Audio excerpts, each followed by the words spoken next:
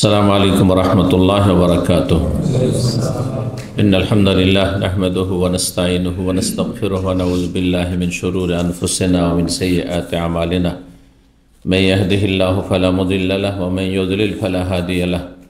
وأشهد أن لا إله إلا الله وحده لا شريك له وأشهد أن محمدا عبده ورسوله صلى الله تعالى عليه وعلى آله وصحبه وسلم تسليما كثيرا. أما بعد، فقد قال الإمام البخاري رحمه الله تعالى: باب مناقب خالد بن الوليد رضي الله عنه.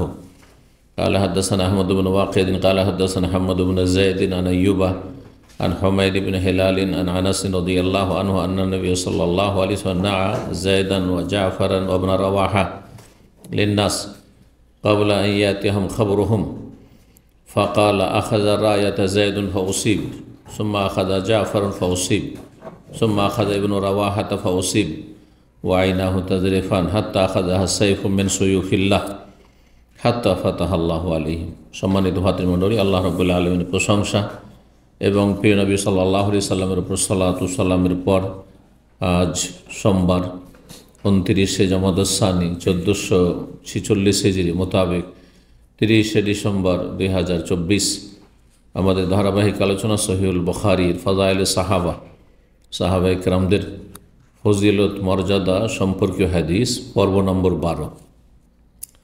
ইমাম বুখারী রাহিমাহুল্লাহর এই পর্বের অধ্যায় নম্বর হচ্ছে 25।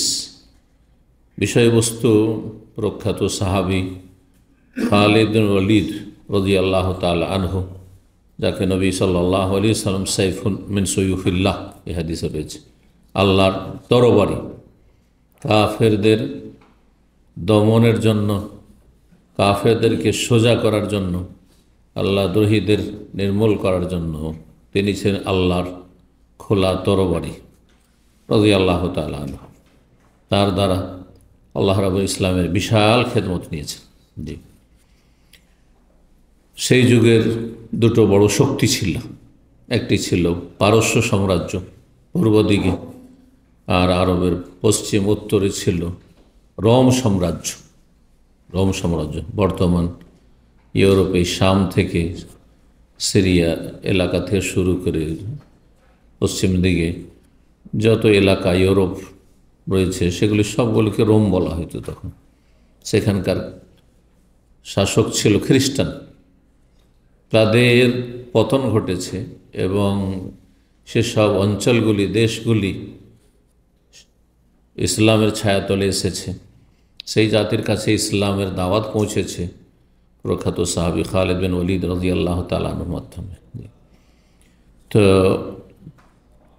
তার ফজাইল বা মানাকিব সম্পর্কে ইমাম বুখারী বলছেন, বাবু মানাকিব খালিদ বিন ওয়ালিদ রাদিয়াল্লাহু আনহু। এই অধ্যায় হচ্ছে ও খালিদ বিন ওয়ালিদ রাদিয়াল্লাহু তাআলা আনহুর ফজিলত মর্যাদা সম্পর্কে। তিনি ইসলাম কবুল করতে বিলম্ব করেছিলেন, দেরিতে একটু ইসলাম কবুল করেছেন। ইসলাম কবুল করেছেন মক্কা বিজয়ের কিছু সময় পূর্বে, হুদায়বিয়ার সন্ধি 6ষ্ঠ হিজরিতে, আর 8ম হিজরিতে মক্কা বিজয়, এর মাঝামাঝি সময় অর্থাৎ 7ম হিজরির শেষ দিক। মক্কা বিজয়ের পূর্বে তিনি ইসলাম গ্রহণ করেছিলেন এবং তিনি 21 হিজরিতে ইন্তেকাল করেছেন শাম দেশের হিমস শহরে। এটি হচ্ছে প্রসিদ্ধ।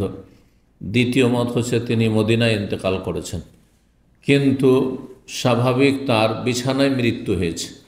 এই জন্য তিনি, একটি হাদিস রয়েছে, বড় আক্ষেপ করছিলেন, কান্না করছিলেন। তখন অনেকে ভাবলো যে হয়তো খালিদ বিন ওয়ালিদ মরণকে ভয় পেয়েছে, কারণ মরার সময় যদি কেউ কান্না করে তো স্বাভাবিক মানুষের একটা নেগেটিভ ধারণা হয় যে দুনিয়ার মায়া মমতা ছাড়তে কষ্ট লাগছে, স্ত্রী, ছেলে মেয়ে, আর ধন সম্পদ, আর দুনিয়ার ভোগবিলাস, এগুলি ছাড়তে একে বড় কষ্ট লাগছে, সেই জন্য কাঁদছে।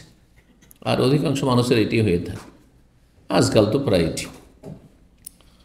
তো অনেক মানুষের সাথে এই সময়গুলিতে আমি কথা বলে দেখেছি, খুব হাহাকার অবস্থা, যেন তার মূল্যবান জীবনের উদ্দেশ্য ছুটে যাচ্ছে। অথচ আমার একজন মুসলিম হিসাবে, আপনার একজন মুসলিম হিসাবে আমার কাছে মুখ্য উদ্দেশ্য হচ্ছে জান্নাত। দুনিয়া তো কষ্টের জায়গা, দুনিয়াতে কে সুখে আছে? এখনই সুখ, এখনই অশান্তি। তারপরে একদিকে হয়তো সুখ শান্তি আছে, বহুদিকে অশান্তি আছে। লাকাদ খালাকনা ইনসানা ফি কাবাদ, কষ্ট ছাড়া দুনিয়া নেই।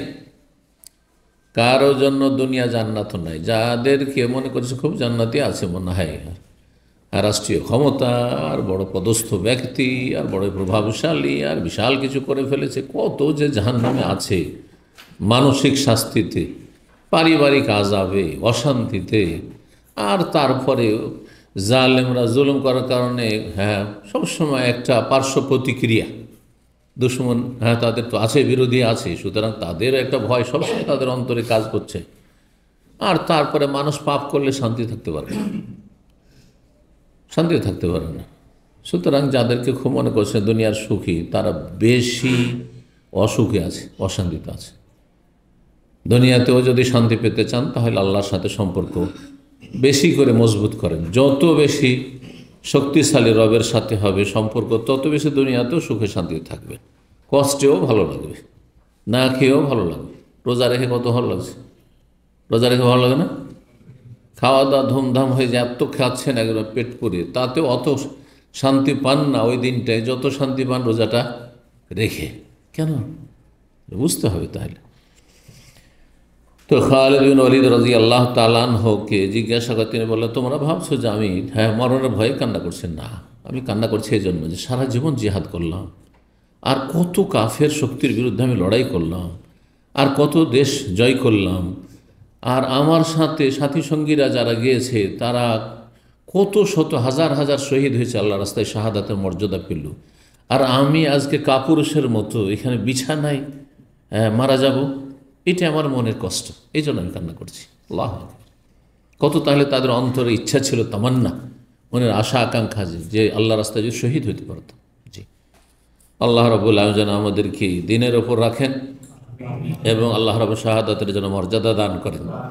3757 নম্বর হাদিস বর্ণনা করছেন আনাস রাদিয়াল্লাহু তাআলা আনহু, বলছেন যে আন্নান নবী সান্নাআ যায়দান ওয়া জাফরান ওয়া রাওয়াহাত লিন-নাস, নবী সাল্লাল্লাহু আলাইহি ওয়াসাল্লাম মৃত্যুর সংবাদ দিলেন।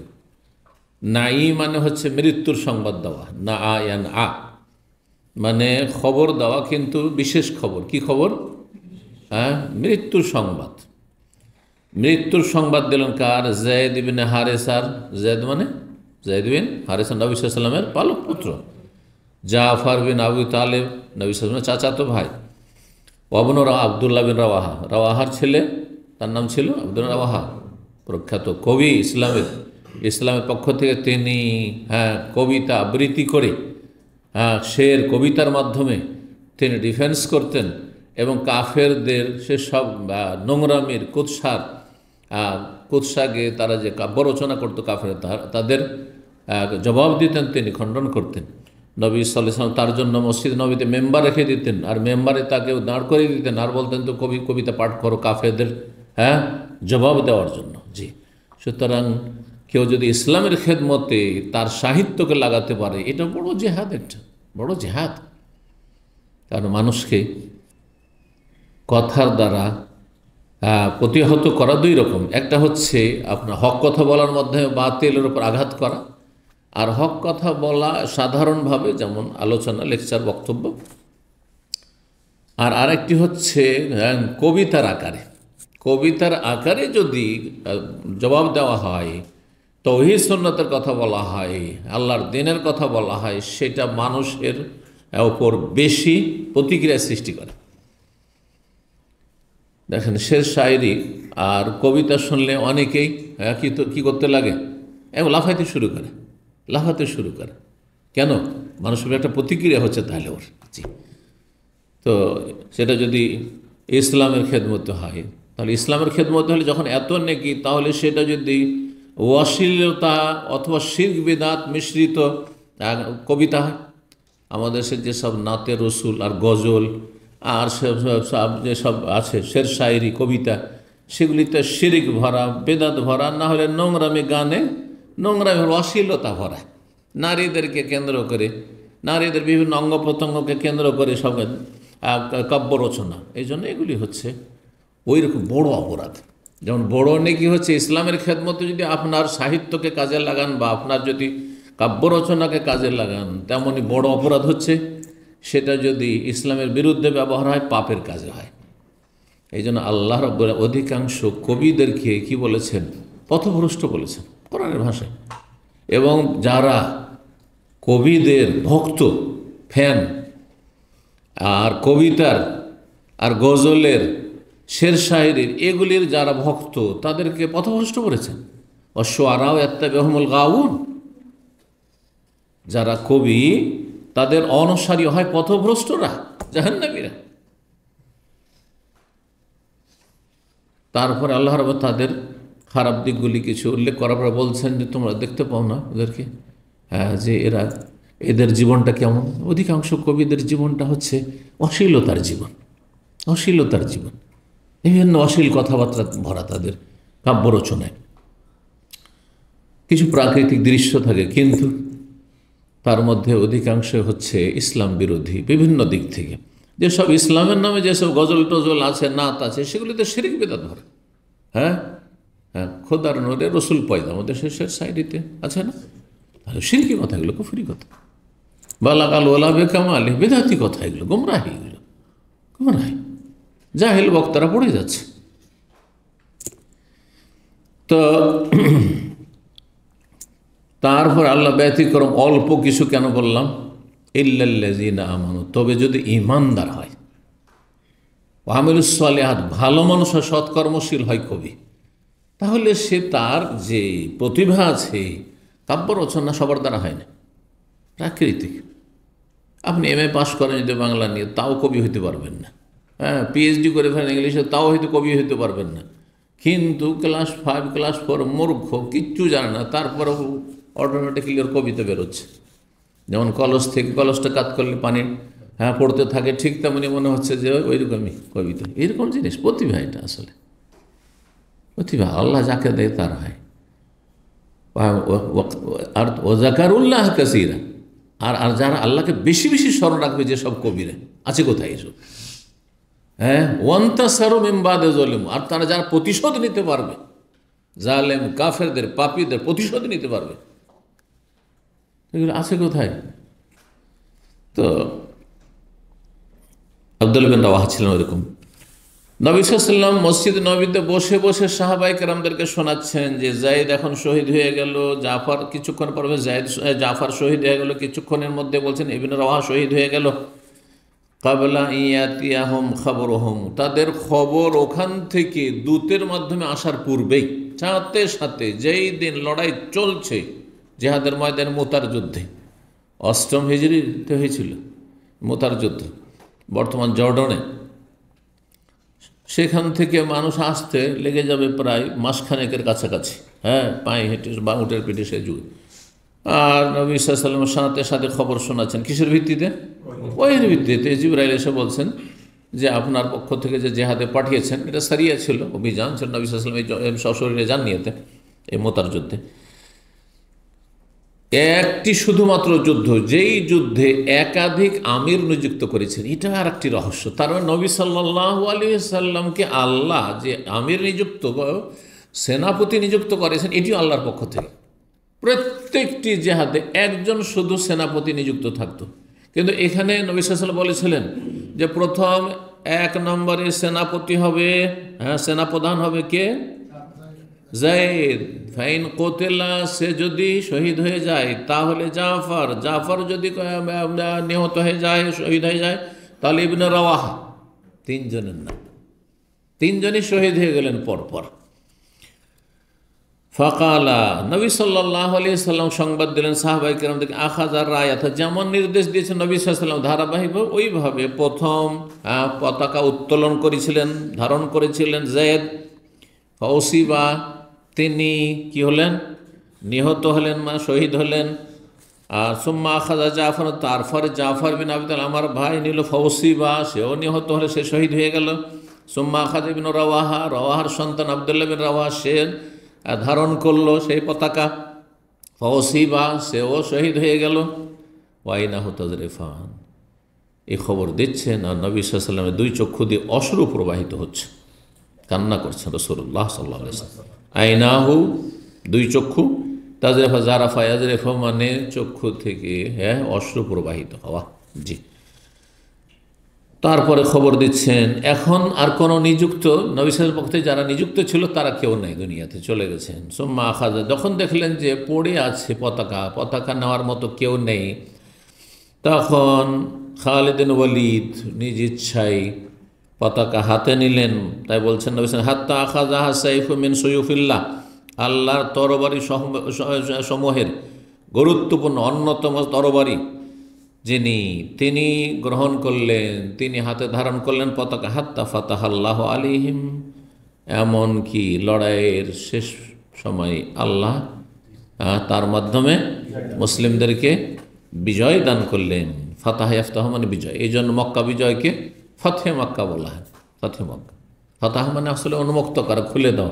বিজয় হয়ে গেল মানে আপনার রাস্তা খুলে গেল, আপনার এখানকার রাস্তা খুলে গেল। যে 26 নম্বর অধ্যায় বলছেন বাবু মান আকিবে সালেম মাওলা আবি হুযায়ফা রাদিয়াল্লাহু আনহু। এই অধ্যায় হচ্ছে আবু হুযায়ফার স্বাধীনকৃত গোলাম সালেমের মর্যাদা বা ফজিলত সম্পর্কে। সালেম আবু হুযায়ফার গোলাম ছিলেন আর তারপরে তাকে স্বাধীন করে দিয়েছিলেন। স্বাধীন করে দিলে তাকে মাওলা বলা হয়। যে স্বাধীন করে তাকেও মাওলা বলা হয়, কিন্তু ওপরের মাওলা, নেতা মাওলা। আর যাকে স্বাধীন করা হয় সে তো অধীনস্থ, কিন্তু তারপরও তাকে মাওলা বলে। তাহলে বোঝা গেছে মাওলার বিভিন্ন অর্থ রয়েছে, আরবি ভাষায় বিভিন্ন অর্থ রয়েছে। সবচেয়ে বড় ব্যাপক অর্থ হচ্ছে আল্লাহ রাব্বুল ক্ষেত্রে মাওলা মানে সবচেয়ে বড় অভিভাবক আল্লাহ রাব্বুল আলামিন। আনতা মাওলানা ফানসুরনা আলাল কওমিল কাফিরিন, সূরা বাকারার শেষ আয়াত রয়েছে। তো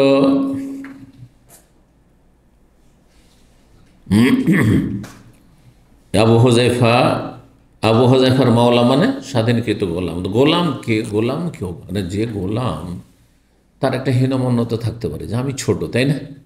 এই জন্য ইসলাম একটা ভাষা দেওয়া হয়েছে যে তুমি ছোট হলে কি হবে, তুমি গোলাম থেকে স্বাধীন হলে কিন্তু তোমার নামও মাওলা, তোমার নাম মাওলা।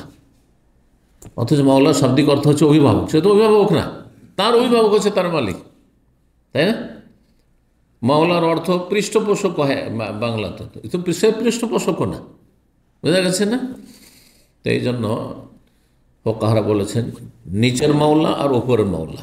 যাকে স্বাধীন করা হলো সে নিচের মাওলা, অধীনস্থ, আর যে স্বাধীন করলো সে হচ্ছে ওপরের মাওলা, অভিভাবক বা পৃষ্ঠপোষক। আর সবচেয়ে বড় মাওলা হচ্ছেন আল্লাহ রাব্বুল আলামিন। সুতরাং সীমিত অর্থে আলেমকে মৌলবী বা মৌলানা বলা জায়েজ না, জায়েজ নয়, তবে না বললেই ভালো। এই ভাষাগুলি যেহেতু ইরান থেকে এসছে, সুফিদের থেকে এসছে, এই ভাষাগুলি না বলে সালাফদের যুগ থেকে, যদিও সাহাবায়ে কেরামদের মধ্যে শেখ ছিল না সাধারণত বলা, কিন্তু অনেক আইম্মায়ে কেরামদের মধ্যে আবু হানিফা, শাফি, মালিক, আহমদ, ওই যুগে এই শেখ বলা ছিল ওস্তাদকে শেখ বলা। সুতরাং যদি আমরা শেখ শব্দটি বলি তো এটা বেশি ভালো, এতে কোনো সন্দেহ নেই।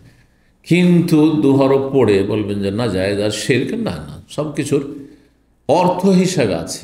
আপনি আপনার ওস্তাদকে মাওলানা বলছেন অথবা একজন আলেমকে মাওলানা বলছেন, কি অর্থে? যদি আল্লাহর জন্য যে অর্থ নিচ্ছেন তাহলে শিরক। কিন্তু যদি আপনি সীমিত অর্থ নেন যে তিনি আমার যেহেতু তালিম তরবিয়ত করছেন, শিক্ষা দিচ্ছেন, সুতরাং তিনি আমার মালিক, এদিক থেকে, তাহলে জায়েজ। আল্লাহর মেলা নাম আল্লাহ ছাড়া অন্যের জন্য ব্যবহার হয়েছে এবং হচ্ছে, আর জায়েজ আছে। নবী সাল্লাল্লাহু আলাইহি ওয়াসাল্লামকে আল্লাহ কোরআনে কারিমে, স্বয়ং কোরআনে কারিমে রউফুন রহিমুন বলেছেন। সূরা তওবা পড়ে দেখেন শেষ দিকে, লাকাদ জাআকুম রাসূলুম মিন আনফুসিকুম আজিজুন আলাইহি মা আনিতুম হারিসুন আলাইকুম বিল মুমিনিনা রউফুর রহিম। রউফ আল্লাহর নাম, এজন্য আব্দুর রউফ রাখছেন, রাহিম।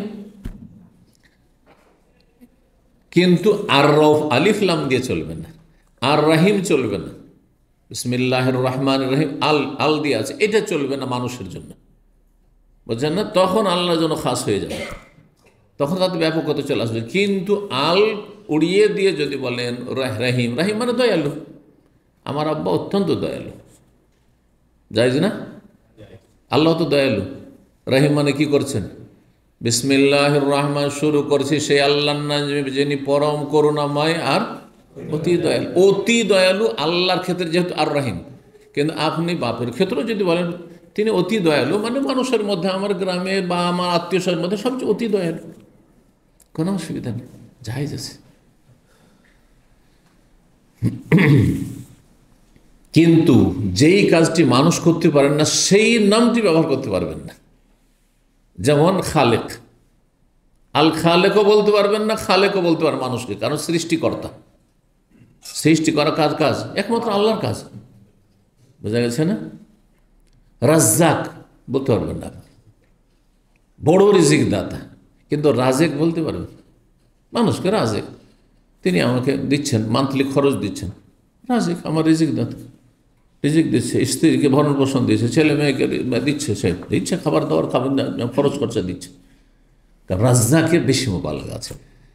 এই জন্য রহিম তো বলতে পারবেন মানুষকে, কিন্তু রহমান পারবেন না। রহমান মানে অনেক ব্যাপক অর্থ রয়েছে দয়ার, তাতে এটা একমাত্র আল্লাহর জন্য খাস। যাই হোক, এই আলোচনা গেলে লম্বা হয়ে যাবে, আমাদের আজকে হাদিসের এই ফাজাইলে সাহাবা পর্ব শেষ করতে হবে। আল্লাহ তৌফিক দান করেন। তো আবু হুযায়ফার স্বাধীনকৃত গোলাম সালেম, কিন্তু তিনি কোরআনের বড়ই জ্ঞানী হয়েছিলেন, এটি তার বড় মর্যাদা, একজন দাস হয়ে। তিনি ইয়ামামার যুদ্ধ হয়েছিল, মুসাইলামা কাজ্জাব যে ভণ্ড নবী দাবি করেছিল, এই রিয়াজের পাশে ইয়ামামা আল খারজ এলাকায় যুদ্ধটি হয়েছিল। তো সেখানে 12 হিজরি 12 হিজরিতে শহীদ হয়েছিলেন। তখন ছিল খেলাফত আবু বকর সিদ্দিক রাদিয়াল্লাহু তাআলা আনহু। জি, আবু বকর সিদ্দিক রাদিয়াল্লাহু তাআলা আনহু ইসলামের বড় একটি খেদমত হচ্ছে এই ভণ্ড নবী আর তার জাতি যে কাফের মুশরিক, তাদের বিরুদ্ধে জিহাদ এবং তাদেরকে দমন করা, নির্মূল করা। তারপরে তার ছিন্ন ভিন্ন হয়ে আল্লাহর জমিন থেকে মিটে গেছে। এইরকম যেন আল্লাহ কাদিয়ানীদেরকে আল্লাহর দুনিয়া থেকে, আল্লাহর জমিন থেকে নিশ্চিহ্ন করে দেন। এরাও ওই মুসাইলামা কাজ্জাবেরই অনুসারী। জি, একই অবস্থা, কোনো পার্থক্য নেই। মুসাইলামা কাজ্জাবের যারা উম্মত হয়েছিল তাদের মাঝে, আর বর্তমান যুগের কাদিয়ানীদের মাঝে যারা নিজেদেরকে আহমদী বলছে, ফিরকা বলছে, কোনো পার্থক্য নেই। ওরাও কুফফার আর ও কুফফার, এরাও কাফের। জি, 3758 নম্বর হাদিস। হাদিস বর্ণনা করছেন মাসরুক বিন আজদা, তিনি প্রখ্যাত তাবেঈ এবং আব্দুল্লাহ বিন মাসউদ রাদিয়াল্লাহু বিশিষ্ট ছাত্র। আব্দুল্লাহ বিন মাসউদ রাদিয়াল্লাহু তাআলা যখন কুফা চলে গেছিলেন, তখন তার বড় বড় বেশ কিছু ছাত্র, ফাকিহ, বড় আলেম তৈরি হয়েছিলেন। একজন মাসরুক, একজন আলকামা, একজন আসওয়াদ, বিশেষ করে এরা। তো মাসরুক বলছেন, জোকেরা আবদুল্লাহ ইন্দা আবদুল্লাহ বিন আমরিন, আবদুল্লাহ বিন মাসউদ আমার ওস্তাদের কথা, আবদুল্লাহ মানে আবদুল্লাহ বিন মাসউদ, এখানে আবদুল্লাহ বিন মাসউদ রাদিয়াল্লাহু তাআলার কথা আলোচনা হলো কার কাছে? আবদুল্লাহ বিন আমর বিন আসের সামনে আলোচনায় আসলো তার কথা। তখন তিনি মন্তব্য করে বললেন, যাকা রাজুলুন, এই আবদুল্লাহ বিন মাসউদ এমন এক ব্যক্তিত্ব, লা আজাল ওহিব্বহু, আমি তাকে সব সময় ভালোবাসি, সর্বদা ভালোবাসি। বাদামা সামিউতু রাসূলুল্লাহ সাল্লাল্লাহু আলাইহি ওয়াসাল্লাম ইয়াকুল, রাসূলুল্লাহ সাল্লাল্লাহু আলাইহি ওয়াসাল্লামকে এই কথাটি বলতে শোনার পর থেকে সব সময় তাকে ভালোবাসি। কাকে? আবদুল মাসউদ রাদিয়াল্লাহু তাআলা। কেন, কি বলেছেন নবী সাল্লাল্লাহু আলাইহি ওয়াসাল্লাম তার সঙ্গে মন্তব্য করে? বলেছিলেন, ইস্তাখরিউল কুরআন মিন আরবা, 4 জন থেকে কোরআনের জ্ঞান অর্জন করে, কোরআন শিখিও। কোরআন মুখস্থ করা, কোরআনের তাজবীদ শুদ্ধ তেলাওয়াত করা কার কাছ থেকে শিখিও? 4 জন সাহাবী থেকে শিখিও। 1 নম্বর মিন আব্দুল্লাহ বিন মাসউদ, আবুল মাসউদ থেকে। হ্যাঁ, ইসলামের প্রথম যুগে তিনি ইসলাম গ্রহণ করেছিলেন, 6ষ্ঠ ব্যক্তি ছিলেন, এটি হাদিস দিয়েছে আগে। আর ফাবাদাবি 1 নম্বরে আব্দুল্লাহ মাসউদের নাম বললেন। তারপরে 2 নম্বরে ওয়াসালেম মাওলা আবি হুযায়ফা, আবু হুযায়ফার গোলাম সালেমের কাছ থেকে কোরআন শিখিও। 3 নম্বর উবাই বিন কাবের কাছ থেকে শিখিও, যিনি ওমর রাদিয়াল্লাহু আনহু খেলাফত আমলে তারাবির ইমাম ছিলেন এবং তার সাথে সহযোগী ইমাম তামিম দারি ছিলেন, বুঝলেন। এবং 4র্থ ব্যক্তি মুআয ইবনে জাবালের কাছ থেকে কোরআন শিখিয়া, তাদের কাছে কোরআনের সঠিক শিক্ষা পাবে। কালা, বর্ণনাকারী বলছেন, লা আদরি বাদাবে উবাই আও বে মুআয, আমার ঠিক মনে নাই যে নবী সাল্লাল্লাহু আলাইহি ওয়াসাল্লাম 1 নম্বরে উবাই বিন কাবের কথা বলেছেন না মুআয বিন জাবালের কথা বলেছেন। হ্যাঁ, মানে বা 1 নম্বরে তো বলেছেন, প্রথম বললেন যে 1 নম্বরে বলেছেন আব্দুল মাসউদ, কিন্তু আগে উবাই বিন কাব বলেছেন 3 নম্বরে, নাকি মুআয বিন জাবাল বলেছেন। এটা হলো উদ্দেশ্য।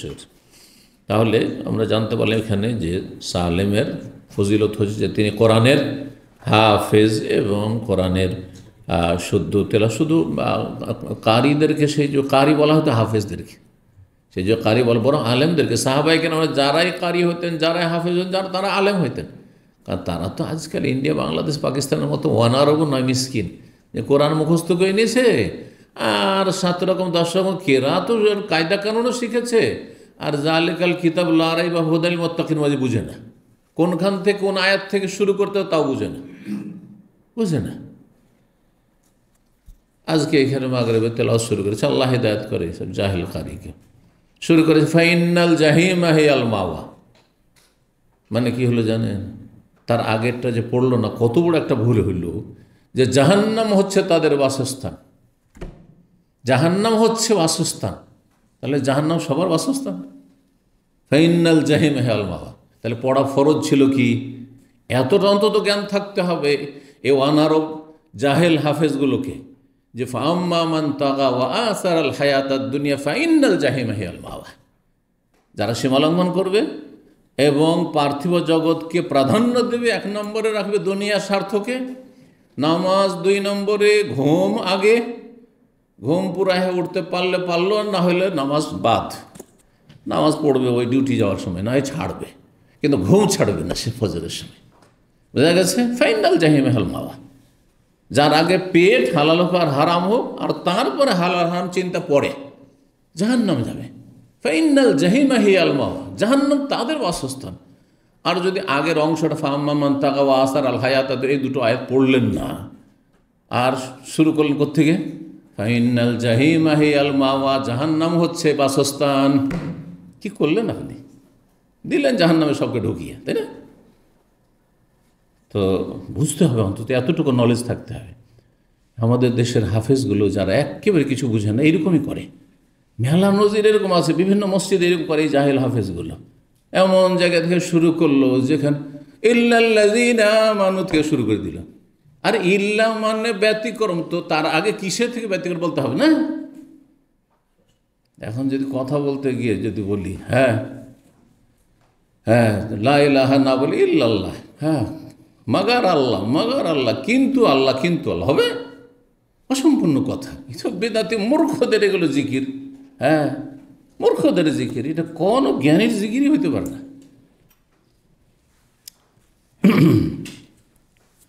27 নম্বর অধ্যায় বলছেন বাবু মানাকে আব্দুল্লাহ বিন মাসউদ রাদিয়াল্লাহু আনহু। এই অধ্যায় হচ্ছে আব্দুল্লাহ বিন মাসউদ রাদিয়াল্লাহু তাআলা আনহুর ফজিলত সম্পর্কে। আব্দুল মাসউদ রাদিয়াল্লাহু তাআলা আনহু ইসলামের 6ষ্ঠ ব্যক্তি ছিলেন, যেমন বললাম, মানে 6 নম্বরে তিনি ইসলাম গ্রহণ করেছেন। তার আগে 5 জন ইসলাম গ্রহণ করেছেন। আর তিনি ইন্তেকাল করেছেন কোথায়? এক্ষেত্রে 2টি মত রয়েছে। একটি মত হচ্ছে মদিনায় ইন্তেকাল করেছেন, আর একটি মত হচ্ছে যে তিনি কুফায় ইন্তেকাল করেছেন। মদিনার মতটি বেশি শক্তিশালী। তার ইন্তেকাল হয়েছিল 32 হিজরিতে। 32 হিজরিতে কার যুগ ছিল তাহলে? দেখি আপনাদের কতটা সাহাবে খোলাফায়ে রাশিদিনের জীবনী জানা আছে? ওমরের যুগ না উসমানের যুগ না আলীর যুগ? আলী রাদিয়াল্লাহু তাআলা 5 বছর থেকেছেন, তাহলে 32 আর 40 থেকে 40 কী করে পৌঁছাবেন? ওসমান রাদিয়াল্লাহু তাআলার যুগ ছিল, ওসমান রাদিয়াল্লাহু খেলাফত ছিল। জি, কারণ ওসমান রাদিয়াল্লাহু তাআলা খেলাফতের সময়কাল সবচেয়ে বেশি, 12 বছরের বেশি। জি, 12 বছরের বেশি। আর ওমর রাদিয়াল্লাহু খেলাফত আমল হচ্ছে 10 বছরের বেশি, 10.5 বছরের। জি, তো 3759 নম্বর হাদিস বর্ণনা করেছেন মাসরুক, এবং মাসরুক বলছেন কাল আব্দুল্লাহ বিন আমর বললেন একটি হাদিস, যে ইন্না রাসূলুল্লাহ সাল্লাল্লাহু আলাইহি ওয়াসাল্লাম লাম ইয়াকুন ফাহিশান ওয়ালা মুতাফাহিশান। রাসূলুল্লাহ সাল্লাল্লাহু আলাইহি ওয়াসাল্লাম অশ্লীল ভাষী ছিলেন না, কোনো অশ্লীল নোংরা কথা বলবেন জীবনে নবী সাল্লাল্লাহু আলাইহি ওয়াসাল্লাম জবান মোবারক দিয়ে কোনো খারাপ কথা, নোংরা অশ্লীল কথা বেরোতেন না। অশ্লীল কথা মানে যেই কথাগুলি একজন ভদ্র মানুষ শুনতেও লজ্জা পায়, বলতেও লজ্জা পায়। অশ্লীল যেমন কথা হয় তেমন অশ্লীল কাজও হয়। অশ্লীল কাজ হচ্ছে জেনা, ব্যভিচার, সমকামিতা, আর হস্তমৈথুন, আর এই প্রেম করা, আপনার যুবক যুবতী, বেগানা পুরুষ মহিলা, এদের প্রেমের সম্পর্ক, এগুলি হচ্ছে অশ্লীলতা, ফাহিশা, নোংরামি। কারণ এটা একজন সম্ভ্রান্ত সম্মানিত ব্যক্তি এটা মেনে নিতে পারে না। যারা এইসব রোগে আক্রান্ত তারা নিজের মান ইজ্জত সহ হারিয়ে ফেলেছে। মান ইজ্জত তাদের তো নেই, গোটা বংশের মান ইজ্জত ডুবিয়ে দিয়েছে। কোনো একটা ছেলে, কোনো একটা মেয়ে যদি এরকম অঘটন ঘটে, একটা মেয়েকে উঠিয়ে নিয়ে চলে আসলো আপনার বংশের কোনো ছেলে, তাহলে আপনি সমাজে আর মাথা উঠিয়ে আপনি ভালো কথা বলতে পারবেন না? মান সম্মান সব নিজের তো ডুবালো, গোটা জাতিকে ডুবিয়ে দিল। এইরকমই যে কোনো ক্ষেত্রে অশ্লীল কথা মানে এই ধরনের কথা, আর তারপরে নোংরা ভাষা, গালিগালাজ করা, গালমন্দ করা, অথবা যৌন সম্পর্কীয় কথা, বন্ধুবান্ধবের সাথে একবার নিচে নেমে কথা বলা, এগুলো সব অশ্লীলতা, ফাহিশা। জি, নবী সাল্লাল্লাহু আলাইহি সাল্লাম না প্রাকৃতিকভাবে জন্মগত তিনি ফাহিশ মানে অশ্লীল ভাষী ছিলেন, ওয়ালা মুতাফাহিশান, না তিনি লৌকিকতা করে তাকাল্লুফ করে কোনো ফাহিশ কথা বলতেন। অনেকে আছে তার লালন পালনের ভালো পরিবারে হয়েছে, বাপ মা খুব ভালো মানুষ, খুবই ভদ্র মানুষ, বাপ মা এগুলোর ধারে কাছে নেই, ভাই বোনগুলো ভালো, কিন্তু সেই ছেলে অথবা সেই মেয়ে নিজে মানে বন্ধু বান্ধব মহলে এসে আর বানিয়ে নিজে তাকাল্লুফ করে অশ্লীল কথা বলে, অশ্লীলতা ছড়ায় অথবা নোংরামি করে। তো এটাকে মুতাফাহিশ বলা হয়। মানে জন্মগত এরকম নয়, কিন্তু পারিপার্শ্বিক অবস্থার কারণে কেউ নোংরা হয়ে যায়। জি, রুমের লোক খারাপ, তার ভাষা খারাপ হয়ে গেছে, অধিকাংশ এরকমই হয়। কিন্তু ভালো পরিবারের ছেলেও যদি বাবার বাড়ি হয়তো ভালো এলাকায়, কিন্তু মামাদের বাড়ি একেবারে নোংরা এলাকায়, 10টা দিন থাকলে ওখানকার যত গালি গালাজ নোংরা সব উঠিয়ে নিয়ে চলে, পাচার করে নিয়ে চলে আসবে। এর বিপরীত ওয়াকালা নবী সাল্লাল্লাহু আলাইহি ওয়াসাল্লাম বলেছেন, ইন্না মিন আহাব্বিকুম ইলাইয়া আহসানুকুম আখলাকা, তোমাদের মধ্যে সবচাইতে বেশি প্রিয় ব্যক্তি আমার কাছে ওই ব্যক্তি বা ওরা যাদের চরিত্র সবচাইতে বেশি ভালো, যারা চরিত্রবান তারা আমার কাছে সবচাইতে প্রিয় ব্যক্তি। তাহলে যারা চরিত্রবান হবে তারা অশ্লীল কথা বলবে না, তারা নোংরামিতে নেই, আর তারা ভদ্র হবে, তারা সম্ভ্রান্ত হবে, শরীফ হবে। জি, 3760 নম্বর হাদিস বলছেন নবী সাল্লাল্লাহু আলাইহি ওয়াসাল্লাম সেখানেই বলেছেন, ওই হাদিসটার একটা অংশ, ইস্তাকরিউল কোরআন মিন আরবা, তোমরা কোরআন শিখিও 4 জন থেকে, আব্দুল্লাহ ইবনে মাসউদ থেকে, সালেম মাওলা হুযাইফা থেকে, মাওলা আবি হুযাইফা, উবাই ইবনে কাব থেকে, আর মুআয ইবনে জাবাল থেকে। 3761 নম্বর হাদিস বর্ণনা করছেন। এই হাদিসটিও কিন্তু গত সপ্তাহে গেছে। আলকামা বর্ণনা করছে। এই যে বললাম ইবনে মাসউদ রাদিয়াল্লাহু তাআলা বিখ্যাত কয়েকজন ছাত্র, বড় ফাকিহ ইমাম ছিলেন, তাদের একজন আলকামা। তো তিনি বলছেন, দাখাল তু শাম দেশে গেলাম, ফাসাল্লে তো রাকাতান, সেখানে গিয়ে দেমাস্কের জামে মসজিদে আমি 2 রাকাত সালাত পড়লাম। তাহলে বোঝা গেল তাহিয়াতুল মসজিদ পড়া উচিত একজন মানুষকে। যখনই কোনো মসজিদে আপনি প্রবেশ করবেন 2 রাকাত নামাজ পড়বেন। ফাকুল তো, আর তারপরে দোয়া করলাম। তারপরে নামাজ হচ্ছে নেক আমল, যেটাকে আপনি ভালো কোনো উদ্দেশ্যে আপনি ওসিলা মাধ্যম বানাইতে পারেন। আল্লাহর কাছে দোয়া করছেন তিনি 2 রাকাত নামাজ পড়ে, কি আল্লাহ ইয়াসসিরলি জালিসান সালেহা, আল্লাহ আমার জন্য একজন সৎ সঙ্গী সহজ করে দাও, মিলিয়ে দাও। ফারায়তু শাইখান মুকবিলান, তার হঠাৎ করে দেখছি যে একজন বৃদ্ধ মানুষ আমার দিকে এগিয়ে আসছে।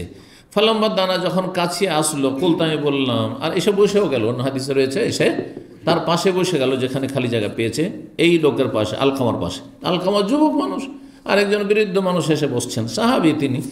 কুলতা, আমি বললাম, আরজু আইয়াকুন ইস্তাজাব আল্লাহ, আমি বললাম যে আশা করি আল্লাহ আমার দোয়া কবুল করেছেন। মানে মুরব্বীকে দেখে তিনি বলছেন যে আশা করি আল্লাহ আমার দোয়াটা কবুল করেছেন।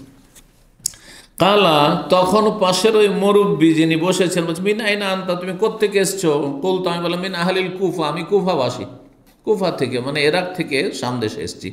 তাহলে আফালাম ইয়াকুন ফিকুম সাহিবুন নালাইন, তোমাদের মাঝে কি নবী সাল্লাল্লাহু আলাইহি ওয়াসাল্লামের 2 জুতা বহনকারী, ওয়াল ওয়াসাদ, এবং নবী সাল্লাল্লাহু বালিশ বহনকারী, ওয়াল মিথার, নবী সাল্লাল্লাহু আলাইহি ওয়াসাল্লামের ওযুর পাত্র বহনকারী সাহাবী নেই? তিনি কে? ইবনে মাসউদ।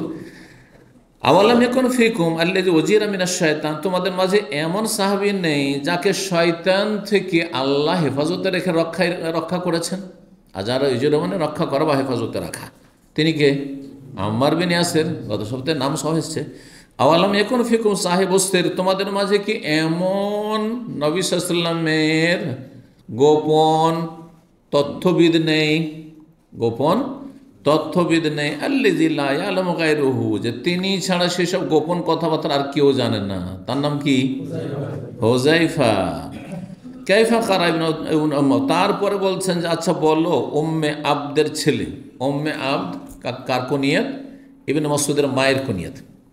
ইবনে মাসউদের, কারণ আব্দুল্লাহ আর বাবার নাম হচ্ছে মাসউদ, আব্দুল্লাহ বিন মাসউদ, আর মায়ের কুনিয়াত ছিল, ডাক নাম ছিল উম্মে আবদ। হুযাইল বংশের ছিলেন, হুযাইল বংশের তিনি ছিলেন। তো যারা মক্কার আশেপাশে বাস করত। তো ইবনে মাসউদ ইবনে উম্মে আবদ, উম্মে আবদের ছেলে ইবনে মাসউদ কিভাবে সূরাতুল লাইলটি পড়েছেন? ওয়াল্লাইলে, এই যে সূরাটি, ফাকারাত, তখন আমি পড়লাম, কারণ আমি তার ছাত্র, তো যেভাবে তার কাছে পড়েছি শিখেছি ওইভাবে পড়লাম। কি? ওয়াল্লাইলে ইযা ইয়াগশা ওয়ান নাহারি ইযা তাজাল্লা ওয়াজ যাকারি ওয়াল উনসা। আর কোরআনে কারিমে কি আছে? ওমা খালাকা, ওমা মা আছে আর খালাকা আছে, তাহলে দুটো জিনিস ছেড়ে দিল। ওয়াজ যাকারে এবং ওয়াও কসমের, ওয়াল্লাইলে রাতের শপথ, ওয়ান নাহারে দিনের শপথ, আর নর আর নারীর শপথ। আর যে ওমা খালাকা যাকার ওয়াল উনসা, আর আল্লাহ রাব্বুল আলামিন যে নর নারী সৃষ্টি করেছেন এর শপথ করছি, বা জেনেই সৃষ্টি করেছেন, মা মানে জেনেই সৃষ্টি করেছেন আল্লাহ নিজের সত্তা। কাল আকরানি আহ নবী সাল্লাল্লাহু আলাইহি সাল্লাম, আব্দুল্লাহ মাসউদ বলেছেন যে আমাকে নবী সাল্লাল্লাহু আলাইহি সাল্লাম পড়িয়েছেন আমাকে এইভাবেই, ফাহু ইলা ফিয়া, সরাসরি নবী সাল্লাল্লাহু আলাইহি সাল্লামের পবিত্র জবান থেকে আমার জবানে এসেছে, মানে আমি সরাসরি মুখস্থ করেছি, এই না ভায়া দিয়ে নয়। ফামাজালাহা ওয়ালাই, তারপরে এই কথা শোনার পরে আবু দারদা তিনি ছিলেন, এই কে ছিলেন? ইনি যে পাশে বসছেন আবু দারদা ছিলেন, কিন্তু তারও মত ওইটাই ছিল যেটা ইবনে মাসউদের মত, যে কি পড়তে হবে? ওয়াজ যাকারে ওয়াল উনসা পড়তে হবে। তো খুশি হয়েছেন তিনি যে আমার মতই যখন আমার সমর্থন পাওয়া গেল, কার পক্ষ থেকে? ইবনে মাসউদের পক্ষ থেকে, শুনে খুব খুশি। তারপরে বলছে ফামাজালাহা ওয়ালাই, এই শাম দেশের লোকের আমার পিছনে লেগে আছে এরা, হাত্তা কাদু ইয়ারুদ্দুনানি, মনে হচ্ছে যে এরা আমাকে আমার মত থেকে ফিরিয়ে দেবে আর আমাকে বাধ্য করবে ওদের মতো করে পড়তে। কিন্তু ঠিক কাটটি, হ্যাঁ হ্যাঁ, সিরিয়াবাসী, মদিনা, মক্কা সবাই পড়ছেন ওয়াল্লাইলি ইযা ইয়াগশা ওয়ান নাহারি ইযা তাজাল্লা ওয়া মা খালাকা আয-যাকারা ওয়াল উনসা। তাহলে এর ব্যাখ্যা তো বলেছিলাম, কিন্তু কি বলেছিলাম? যে ইবনে মাসউদ আর আবু দারদা এরকম কেন পড়তেন? ভুল পড়তেন? আগে নাজল হয়েছিল, তারপরে সেটা রহিত হয়েছে, ওনাদের জানা ছিল না। তাহলে আগের কথাটিতেই তারা থেকে গেছেন, আগের মতের ওপর। বোঝা গেছে না? এইরকম সাহাবা কেরামদের মধ্যে ফিকহি মাসলা মাসাইল ইখতিলাফ ছিল। ইবনে মাসউদ রাদিয়াল্লাহু তাআলা রাফায়ে দেন শুধু তাকবীরে তাহরিমের সময় করতেন, যেমন হানফিরা করছে, হ্যাঁ, কিন্তু সমস্ত সাহাবায়ে কেরাম রাফায়ে দেন 4 বার করে করতেন, হ্যাঁ, তাকবীরে তাহরিমের সময়, আর তারপরে রুকুতে যাওয়ার সময়, রুকুতে ওঠার সময়, প্রত্যেক রাকাতে 3 বার হলো। আর যদি 2 তাশাহুদ বিশিষ্ট নামাজ হইতো, যখন তাশাহুদ থেকে উঠতেন, প্রথম তাশাহুদ তখনও রাফায়ে দেন করতেন। আব্দুল্লাহ বিন উমর, বহু সাহাবায়ে কেরাম থেকে বর্ণনা এসছে। তা আপনি বহু সাহাবায়ে কেরাম থেকে যে বর্ণনা হয়েছে, প্রত্যেকটি হাদিসে সেটা আবু বুখারী, মুসলিম, আবু দাউদ, নাসাই, তিরমিজি, ইবনে মাজাহ সব কিতাব পাবেন। সেটা বাদ দিয়ে দিবেন, দিয়ে আবু দাউদ, নাসাইতে হাদিস এসছে, আর ইমাম আবু দাউদ স্বয়ং বলছেন হাদিসটি জয়ীফ, দুর্বল, সহিহ নাই। মুহাদ্দিসিনা বলছেন ইবনে মাসউদের হাদিসটি সনদের দিকে তো দুর্বল। তারপরে সেটা মানবেন আপনি। তারপরে যদি মনে করেন যে হ্যাঁ কখনো হয়তো একবার নামাজ পড়েছেন নবী সাল্লাল্লাহু আলাইহি ওয়াসাল্লাম আর তাকবীরে তাহরিম তো করেছেন, কাজটি তো সুন্নাত, কাজটি সুন্নাত নয়, ফরজ তো আর নয় রাফায়ে দেন করা, সুন্নাত। তো নবী সাল্লাল্লাহু আলাইহি ওয়াসাল্লাম একবার করেছেন, ওই একবারটা সারা জীবন করবেন আপনি, আর সারা জীবন নবী সাল্লাল্লাহু আলাইহি ওয়াসাল্লাম রাফায়ে দেন করলে ওইটা একেবারে ছেড়ে দেবেন? এটা কেমন নবীকে মানা হইল? বুঝতে পারছেন কথা কি না? যদি খুব বেশি চান যে না ওইটাও শহীদ ধরে নেন শহীদ, তাহলে আপনি 10 বার, 20 বার, 50 বার নামাজ পড়বেন, আর তার মধ্যে একবার রাফায়ে দেন হয়তো করবেন না, ঠিক আছে, কোনো আপত্তি নেই, সুন্নাত কাজ। সপ্তাহে একবার ছেড়ে দিচ্ছেন, মাসে একবার রাফায়ে দেন ছেড়ে দিচ্ছেন, কোনো অসুবিধা নেই। বোঝা গেছে কি না? আবার বলছি হাদিস জয়ীফ, কিন্তু যদি বললেন ধৈর্য নেন, তারপরেও আমল সেটা একবার করেছেন নবী সাল্লাল্লাহু আলাইহি ওয়াসাল্লাম হয়তো, কিন্তু বাকি সারা জীবনের আমল হচ্ছে শেষ জীবন পর্যন্ত রফে দেন নিয়মিত করা, প্রতি রাকাতে 3 বার করে। সুতরাং এই গুরুত্বপূর্ণ সুন্নাত যারা ছাড়বে তাদের নেকি কমবে। আর যদি সে অস্বীকার করে জানার পর, যারা আলেম তাদের ছেড়ে যে গোঁড়ামি করে আর অপব্যাখ্যা করছে, এটা রহিত হয়ে গেছে, তারা গুনাহগার, অবশ্যই গুনাহগার তারা। জি, কারণ তাদের উদ্দেশ্য হচ্ছে হাদিসের বিরোধিতা করা, মযহাবকে টিকে রাখা, মানুষের তৈরি করা, আর হাদিসকে জবাই করা, হাদিসকে খণ্ডন করা। তারা অসৎ লোক। জি, আল্লাহ হিদায়াত দান করুন। 3762 নম্বর হাদিস। হাদিস বর্ণনা করেছেন আব্দুর রহমান বিন ইয়াজিদ তালা সাআলনা হুযায়ফা, আমরা জিজ্ঞেস করলাম হুযায়ফাকে, আন রাজুলিন, এমন এক ব্যক্তি সম্পর্কে, কারিবিস সামতি ওয়াল হাদিয় মিনান নবী সাল্লাল্লাহু আলাইহি ওয়াসাল্লাম, যিনি নবী সাল্লাল্লাহু আলাইহি ওয়াসাল্লামের চালচলন এবং চরিত্রের সদৃশ্য, যার চালচলন এবং চরিত্র, চালচলন মানে চলাফেরা আর আচার আচরণ মানে আখলাক চরিত্র এবং চালচলন কার মতো? নবী সাল্লাল্লাহু আলাইহি ওয়াসাল্লামের মতো। এমন এক ব্যক্তি সম্পর্কে বলেন তো, তাহলে নবী সাল্লাল্লাহু আলাইহি ওয়াসাল্লামের ইন্তেকাল পর তার কাছ থেকে ইলম নেব, যেহেতু নবী সাল্লাল্লাহু আলাইহি ওয়াসাল্লামের মতোই তার চলচলন, নবী সাল্লাল্লাহু আলাইহি ওয়াসাল্লামের মতোই তার আচার আচরণ, ব্যবহার, স্বভাব, তার কাছ থেকে নেব। হাত্তা না খোঁজান, তার কাছ থেকে আমরা জ্ঞান অর্জন করব। তাহলে বোঝা হল জ্ঞান অর্জন করার ক্ষেত্রে ভালো মানুষ, মুত্তাকি, পরহেজগার, সহি আকীদার লোকের কাছ থেকে ইলম শিখতে হবে। এই নয় যে ইউটিউবে আর ফেসবুকে, সোশ্যাল মিডিয়াতে যার ইচ্ছা তারই শুনতে আছেন। বেদাতিরও শুনছেন আপনি, আর আহলে হাদিসেরও শুনছেন আপনি, জামাত ইসলামীরও শুনছেন আপনি, তবলিগি চিল্লাওয়ালাদেরও শুনছেন, আবার ওই আটরসি মাইজ ভান্ডারি আর যত আছে ফুলতরি সবারই শুনছেন আপনি। বলছেন ভালোটা নেব, মন্দটা ছেড়ে দেবো। আরে মূর্খ, যদি এতটাই ক্ষমতা থাকবে তাহলে শোনার কি দরকার? তাহলে তুমি শোনাবে অন্য কাউকে। এতটুকু বুঝে আসে না? কেন এ কথা বলেন না যে আমরা যে কোনো মানুষের কাছ থেকে জিজ্ঞাসা করে নেব যে ভাই আমার জ্বর হয়েছে, কি ওষুধ খাবো? আর যদি ভালোটা বলে তো নেবো, আর মন্দ বলে তো নেবো না। আর ফার্মেসিতে যে ওষুধ নিয়ে নেবো, তার কথা শুনে করবে। ফাইল খুলছেন এদিকে 50 রিয়াল দিয়ে, আর তারপরে আপনি ডাক্তার দেখাচ্ছেন, লাইন ধরে বসে থাকছেন ঘন্টার পর ঘন্টা শরীরটা সুস্থ রাখার জন্য, আর এদিকে জাহান্নামে যাবেন জাহিল মূর্খর কথা শুনে, যার তার বক্তব্য শুনবেন। এটা মূর্খদের কথা, এটা জ্ঞানীর কথা নয়। এটা কাদের কথা? যারা ওই 2 মিনিটের ক্লিপ শোনা, এদের সময় নেই ইসলাম শেখার জন্য। এরা 1 ঘন্টার বক্তব্য শুনবে না, জীবনেও শোনে না। 1 মিনিট 2 মিনিট শুনল, ব্যাস। কার বেশি শুনতে মজা লাগছে, কার বেশি শুনতে, কে কি বলছে দেখে নিবে সে। এরা মূর্খই থেকে যাবে। জি, তো তাহলে এলেম নেওয়ার জন্য দেখেন সালাফের যুগ, সাহাবায়ে কেরাম, তাবেঈনদের যুগ থেকে এমন এক ব্যক্তি বলেন যার আচার আচরণ, স্বভাব এবং চালচলন নবী সাল্লাল্লাহু আলাইহি ওয়াসাল্লামের মতো। ওর নাম বলেন, ওর কাছ থেকে আমরা এলিম শিখব নবীর পরে। ফাকালা, তখন তিনি বললেন, মা আরিফু আহাদান আকরাবা সামতান ওয়া হাদিয়ান ওয়া দাল্লান বিন মিন ইবনে উম্মে আবদ, আমি এমন কোনো ব্যক্তি চিনি না যিনি চালচলনে এবং স্বভাব চরিত্রে নবী সাল্লাল্লাহু আলাইহি সাল্লামের বেশি নিকটবর্তী হবেন, বেশি সদৃশ্য হবেন ইবনে উম্মে আবদের চাইতে, উম্মে আবদের সন্তানের চাইতে। তিনি কে? আব্দুল্লাহ বিন মাসউদ রাদিয়াল্লাহু তাআলা চাইতে। জি, তাহলে তার আচার আচরণ, চলাফেরা, ব্যবহার, স্বভাব কার মতো ছিল? নবী সাল্লাল্লাহু আলাইহি সাল্লামের মতো ছিল। 3763 নম্বর হাদিস। হাদিস বর্ণনা করছেন আসওয়াদ বিন ইয়াজিদ। তিনি বলছেন, সামিউতু আবু মুসা আল আশআরী, ইনি ইবনে মাসউদের বিশিষ্ট ছাত্র আর আবু মুসা আশআরীর ছাত্র। আবু মুসা আশআরীও কুফা চলে গেছিলেন। জি, কুফায় গিয়ে যে বেদাতিরা 100 করে সব ওই যে তসবিহ জপছে, 100 বার এই পড়ো সুবহানাল্লাহ পড়ো, 100 বার আল্লাহু আকবার পড়ো, 100 বার আলহামদুলিল্লাহ পড়ো, এই যে পড়ছে 100 বার আল্লাহু আকবার লা ইলাহা ইল্লাল্লাহ পড়ো। এই দৃশ্যটি প্রথম আবু মুসা আশআরী দেখেছে। ফজরের আগে দেখছেন ভোর রাতে মসজিদে বসে হালকা জিকিরের বেদাত করছে।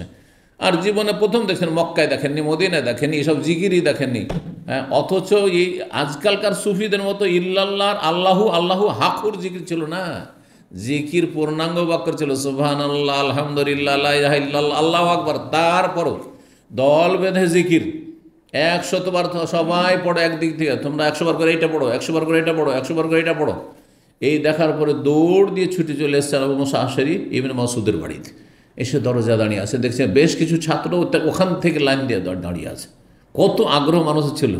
ফজরের আগে তার বাড়ির গেটে ছাত্ররা লাইন দিয়ে আছে যে রাস্তায় যে যাবেন আমাদের ইবনে মাসউদ রাদিয়াল্লাহু তাআলা তার কাছ থেকে এইখান থেকে মাসলা মাসাইল জানবো আর যাবো।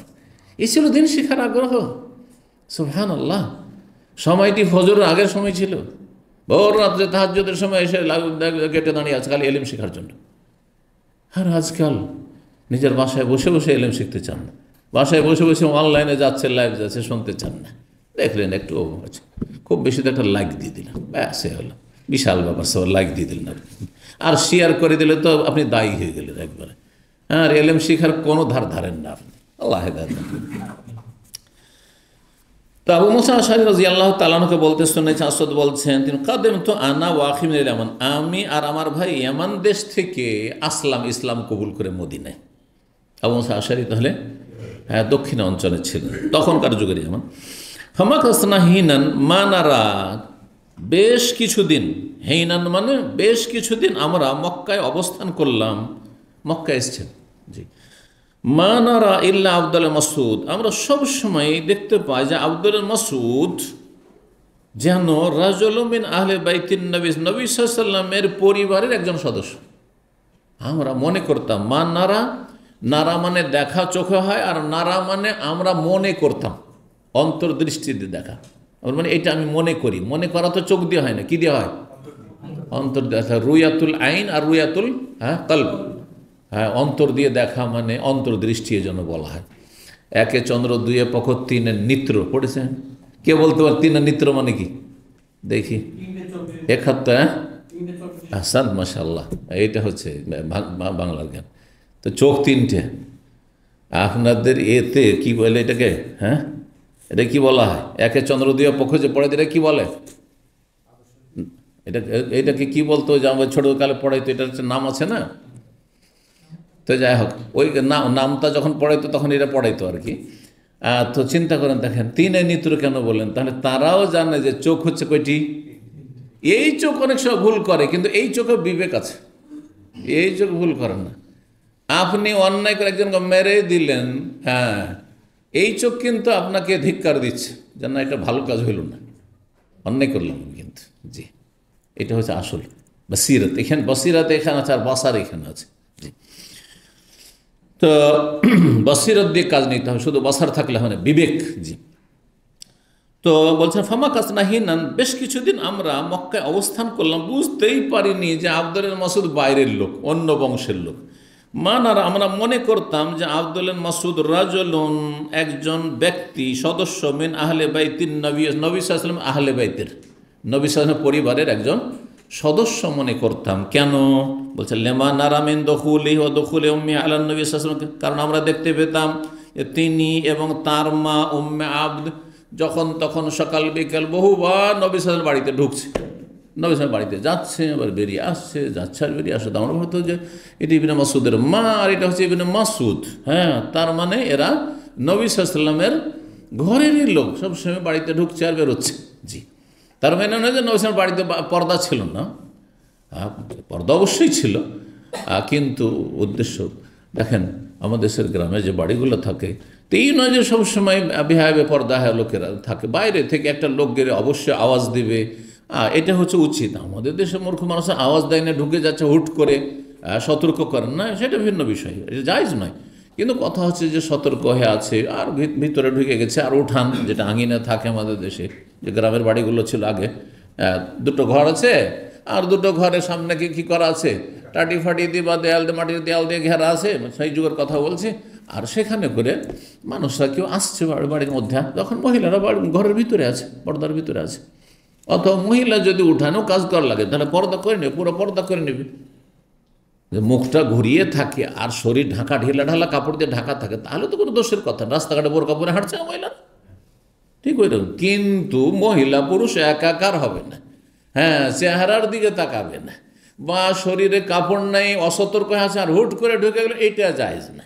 এবার বোঝা গেছে? যাতে ফিতনা মুক্ত থাকেন আর অন্তরটা পরিষ্কার থাকে নোংরামি থেকে, পাপের কামনা বাসনা থেকে, কুপ্রবৃত্তির রোগ থেকে মুক্ত থাকে, অন্তরে যেন রোগ না হয়ে যায়। তো এই ছিল হাদিস। কত তাহলে ঘনিষ্ঠতা ছিল নবী সাল্লাল্লাহু আলাইহি ওয়াসাল্লামের পরিবারের সাথে কার? ইবনে মাসউদ এবং তার মায়ের। এটি হচ্ছে তার ফজিলত। জি, 28 নম্বর অধ্যায় বাব যিকর মুআবিয়া রাদিয়াল্লাহু। এই অধ্যায় হচ্ছে মুআবিয়া রাদিয়াল্লাহু তাআলা আনহু আলোচনা সম্পর্কে, তার মর্যাদা সম্পর্কে। 3764 নম্বর। মুআবিয়া রাদিয়াল্লাহু তাআলা আনহু সাহাবী বিন সাহাবী, তিনিও সাহাবী এবং তার বাবা আবু সুফিয়ান হারব বিন উমাইয়া, আবু সুফিয়ান নাম ছিল হারব, তিনিও সাহাবী, সাহাবীর ছেলে সাহাবী। জি, তো মুআবিয়া রাদিয়াল্লাহু তাআলা আনহু এবং আবু সুফিয়ান দুজনে ইসলাম গ্রহণ করেছেন। মুআবিয়া তার বাবার আগেই হয়তো ইসলাম গ্রহণ করেছেন। যাই হোক, মুআবিয়া রাদিয়াল্লাহু তাআলা আনহু খলিফা হয়েছেন হাসান রাদিয়াল্লাহু তাআলা আনহুর 6 মাস খেলাফতের পরে, আর দীর্ঘ 20 বছর তিনি খলিফা থেকেছেন। 20 বছর খলিফা থেকেছেন। তিনি খোলাফায়ে রাশেদিনের অন্তর্ভুক্ত নয়, কিন্তু খোলাফায়ে রাশেদিনের পরে আজ পর্যন্ত যত শাসক এসেছে তাদের মধ্যে খায়রুল মুলুক তাকে বলেছেন আইম্মায়ে কেরামগণ, সবচেয়ে শ্রেষ্ঠ শাসক, সবচেয়ে ভালো শাসক। আবু বকর, ওমর, ওসমান, আলী, হাসান। ওমর ইবনে আব্দুল আজিজকে নেওয়া যেতে পারে, কারণ তিনিও খলিফায়, যদিও মাঝখানে তিনি এসেছেন 97 থেকে নিয়ে 100 হিজরি পর্যন্ত, ওই সময়টা তিনি মাত্র 3 বছরের জন্য। আর তারপরে সবচাইতে শ্রেষ্ঠ শাসক, যদিও তিনি রাজা ছিলেন, বাদশাহ ছিলেন। খলিফা বলা হচ্ছে এমনি আমভাবে, কিন্তু খলিফায় রাশেদ বলা যাবে না। এবং তিনি একমাত্র সাহাবী যিনি খোলাফায়ে রাশেদের পরে তিনি দীর্ঘ সময় ধরে খেলাফত করেছেন, দেশ পরিচালনা করেছেন, এবং তার যুগে বিশাল মুসলিমরা বিজয় লাভ করেছেন কাফেরদের ওপর, এবং মুসলিম দেশ শক্তিশালী হয়েছে, মুসলিম জাতি শক্তিশালী হয়েছে, দেশে স্থিতিশীলতা এসছে, আর শান্তি ফিরে এসছে দীর্ঘ ফিতনা আর অশান্তির পরে। ওসমান রাদিয়াল্লাহু শাহাদাতের পরে অশান্তি থেকেছে, আলী রাদিয়াল্লাহু তাআলার যুগে শান্তি কায়েম হয়নি, অশান্তি থেকেছে সব সময়, এখানে ফাটল ধরে আর কলহ বিবাদী থেকে গেছে। আর এটা থেকে মুক্তি পেয়েছে মুসলিম উম্মাহ এই দীর্ঘ 20 বছর তার খেলাফত আমলে। এগুলো ভালো দিক মুআবিয়া রাদিয়াল্লাহু তাআলা আনহুর। জি, তো আর তখনকার শাসকরা আলেমও হইতেন, আজকালকার শাসকের মতো নাই, দুনিয়া জানে কিন্তু দিনের কিছুই জানে না, এমন নয়। দেখেন এই হাদিস দেখলে বুঝবেন।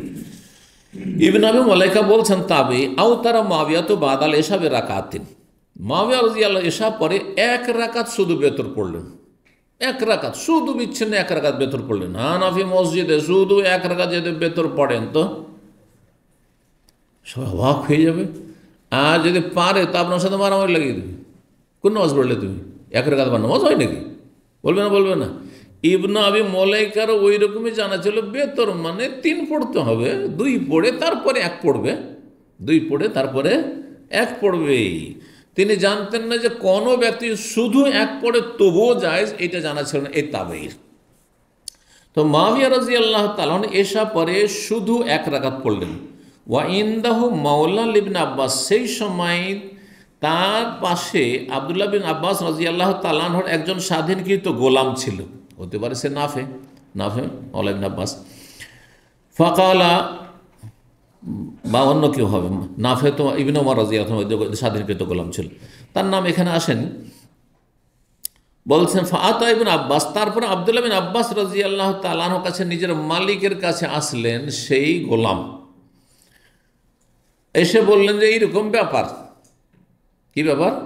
যে মুআবিয়া রাদিয়াল্লাহু এশা পরে মাত্র 1 রাকাত বেতর পড়লেন। ফাকালা, তখন আব্দুল্লাহ বিন আব্বাস প্রখ্যাত সাহাবী, মুফাসসির, সাহাবায়ে কেরাম সবচেয়ে বড় মুফাসসির, তাফসীরবিদ, তিনি বললেন দাহু, তার কথা ছেড়ে দাও, তার সম্পর্কে তোমরা এইসব আলোচনা করতে যেও না।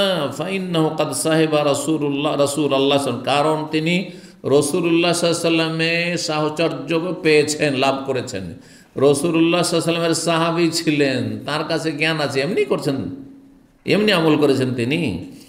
3765 নম্বর হাদিস, হাদিস ইবনে আবি মুলাইকা বর্ণনা করেছেন ওই আগের হাদিসটি। কিলাল ইবনে আব্বাস, আব্দুল্লাহ ইবনে আব্বাসকে বলা হইল, হাল্লাকা ফি আমিরুল মুমিনিন মুআবিয়া ফাইন্নাহু মা আওতারা ইল্লা বিওয়াহিদা, আপনি কি আমিরুল মুমিনিন মুআবিয়ার সাথে কথা বলেন? তখন তাহলে মুআবিয়া রাদিয়াল্লাহু আনহু খেলাফত আমল চলছে, খলিফা তিনি, আর খলিফার সাথে সবাই তো কথা বলতে সাহস করে না। হ্যাঁ, তো এরা তো যেহেতু জুনিয়র তাবেই, হ্যাঁ, সাধারণ মানুষ, বলছে আপনি কি একটু মুআবিয়া রাদিয়াল্লাহু তাআলার সাথে কথা বলবেন কি বিষয়ে? ফাইন্নাহু মা আওতারা ইল্লা বিওয়াহিদা, তিনি শুধুমাত্র এক রাকাত বেতর পড়ছেন, শুধু এক রাকাত বেতর পড়ছেন। জি। কালা, তখন ইবনে আব্বাস বললেন, শোনো, ইন্নাহু ফাকিহ, তিনি একজন বিদ্বান পণ্ডিত মানুষ শরীয়তের, তিনি একজন আলেম। হ্যাঁ, তাকে সাধারণ মনে করিও না যে শাসক, সেই জন্য মনে ভুল করছেন, তিনি একজন ফাকিহ। জি, বলছিলাম না যে তখনকার যুগে যারা শাসক হইতো তারা আলেম হইতো। জি। আব্দুল মালিক বিন মারওয়ান, এ তো সাহাবি, সাহাবি আলেম ফাকিহ। আব্দুল মারওয়ান খলিফা হওয়ার আগে রাজবংশের লোক, সে রাজাবংশের লোক, এই উমাইয়া বংশের। তিনি এবং ইমাম মালিক সব একই ক্লাসের ছাত্র ছিলেন, সহপাঠী ছিলেন। মদিনার বড় বড় আলেমদের কাছে যেমন ইমাম মালিক পড়েছেন, তেমনি আব্দুল মালিক বিন মারওয়ান পড়েছেন। তো আব্দুল্লাহ মালিক বিন মারওয়ান বলতেন যে আমরা দুনিয়া নিয়ে আর এই রাজত্ব নিয়ে ব্যস্ত হয়ে আমরা ইসলামের এলেম থেকে বঞ্চিত থাকলাম, আর আমার সহপাঠী একই সাথে লেখাপড়া করেছি ইমাম মালিক, হ্যাঁ, গোটা মুসলিম উম্মার এত বড় ইমাম হয়ে গেল। বুঝতে পারছেন? জি হ্যাঁ।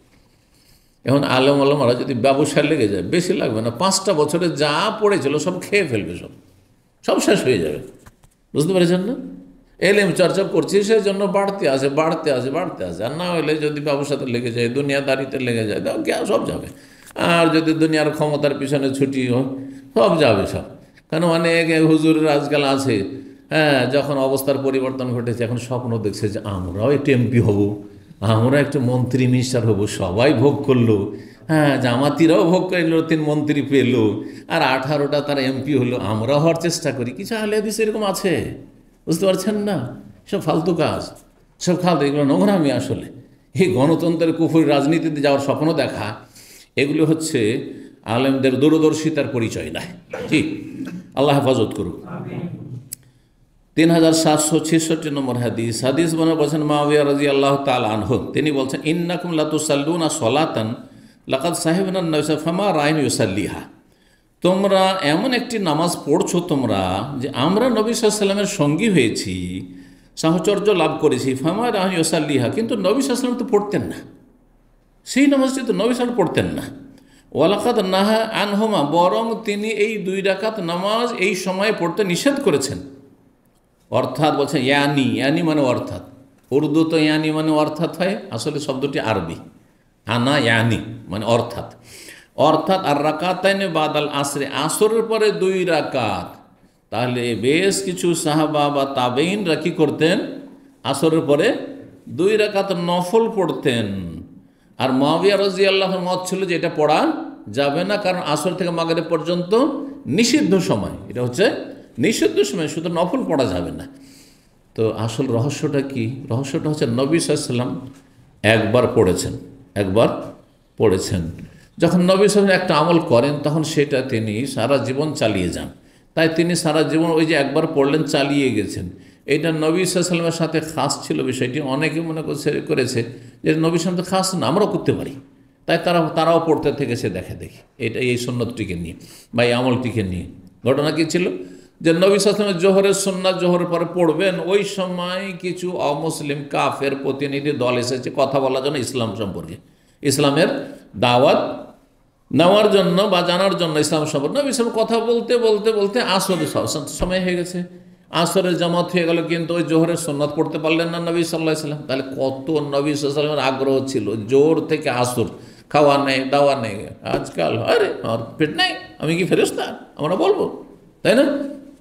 খাওয়া দাওয়া করবো না, তো খাওয়া দাওয়াই যাবেন, আর না হলে তাড়াতাড়ি করে টান দিবেন কোনো একটা বাহানা। নবী সাল্লাল্লাহু আলাইহি ওয়াসাল্লাম আসর পর্যন্ত কথা বলতে বলতে আসরের নামাজ হয়ে গেল।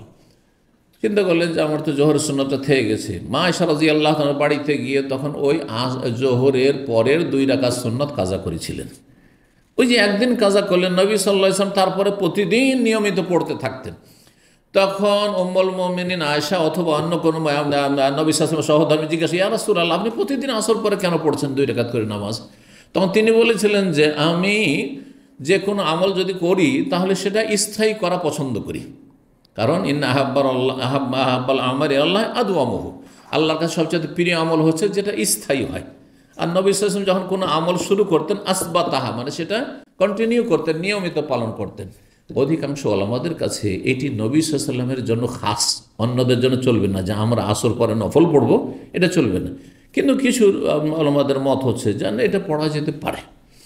তো এখানে ওই ঘটনাটি ছিল যে মুআবিয়া রাদিয়াল্লাহু তাআলা এটাকে নাজায়েজ মনে করতেন, আসর পর নফল পড়াকে, আর অন্যরা ওই নবী সাহেব ওই একদিনের পড়া দেখে বা নবী সাহেব যে পড়েছেন সেটাকে আম মনে করে তারাও পড়তেন। 29 নম্বর অধ্যায় বাবু মানাকে ফাতেমা রাদিয়াল্লাহু আনহা। এই অধ্যায় হচ্ছে ফাতেমা রাদিয়াল্লাহু তাআলা আনহার ফজিলত মর্যাদা সম্পর্কে। নবী সাল্লাল্লাহু আলাইহি ওয়াসাল্লাম একটি হাদিসে বলেছেন, ফাতেমা তো সাইয়্যিদাতু নিসাই আহলিল জান্নাহ, ফাতেমা হচ্ছেন জান্নাতি রমণীদের তিনি নেত্রী, সাইয়্যিদা, হ্যাঁ নেত্রী। জান্নাতীদের তিনি, জান্নাতি মহিলাদের কি হবেন তিনি? প্রধান হবেন তিনি। 3767 নম্বর হাদিস বর্ণনা করছেন মিসওয়ার বিন মাখরামা বলেছেন, আন্না রাসূলুল্লাহ সাল্লাল্লাহু আলাইহি ওয়াসাল্লাম বলেন, ফাতেমা তো বাদআতু মিন্নি, ফাতেমা হচ্ছে আমার শরীরে একটি অংশ বিশেষ। ফামান আকযাবাহা, সুতরাং ফাতেমাকে কেউ যদি রাগান্বিত করে, আকযাবানি তাহলে আমাকে রাগান্বিত করলো, অসন্তুষ্ট করলা। জি। 30 নম্বর অধ্যায় বাবু ফজলে আয়েশা রাদিয়াল্লাহু আনহা। এই অধ্যায় হচ্ছে আয়েশা রাদিয়াল্লাহু তাআলা আনহার মর্যাদা ফজিলত সম্পর্কে। 3768 নম্বর হাদিস বর্ণনা করেছেন আয়েশা রাদিয়াল্লাহু তাআলা আনহা বলছেন, কালা রাসূলুল্লাহ ইয়াওমান, একদিন রাসূলুল্লাহ সাল্লাল্লাহু আলাইহি ওয়াসাল্লাম বললেন, ইয়া আয়েশা রাদিয়াল্লাহু তাআলা আনহাকে, তা যে গোলতা হা সেটাকে হজফ করে দিয়ে উজ্জ্ব করে কি বলেছেন? ইয়া আয়েশ। জায়েজ আছে। আমাদের দেশে কিছু নামকে যদি যাকে ওভাবে ডাকছেন সেটা আদরের মনে করে, সেটা সে তাতে সে কষ্ট না পায়, তখন জায়েজ।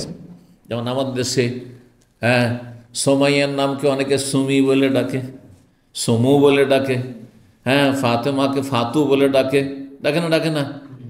তো জায়েজ আছে যদি সে কষ্ট না পায়, রাগ না করে। কিন্তু যদি রাগ করে তাহলে জায়েজ নয়। যেমন নাম বিকৃত করছেন আপনি, ডাকবেন না আপনি। জি, এটা আপনার বুঝতে হবে। তো নবী সাল্লাল্লাহু আলাইহি ওয়াসাল্লাম এটাকে তারখিম বলা হয়, আরবি গ্রামার এটাকে তারখিম বলা হয়, মানে শেষ দিক থেকে হালকা করে দেওয়া ডাকার সময়। হে আয়েশা, হাজা জিবরিল, এই হচ্ছে জিবরাইল আলাইহিস সালাম, ইউকরিউকা সালাম, তোমাকে সালাম পাঠ করছেন। আমার সালামটা আপনার স্ত্রী আয়েশাকে দিয়ে দেন, পৌঁছিয়ে দেন।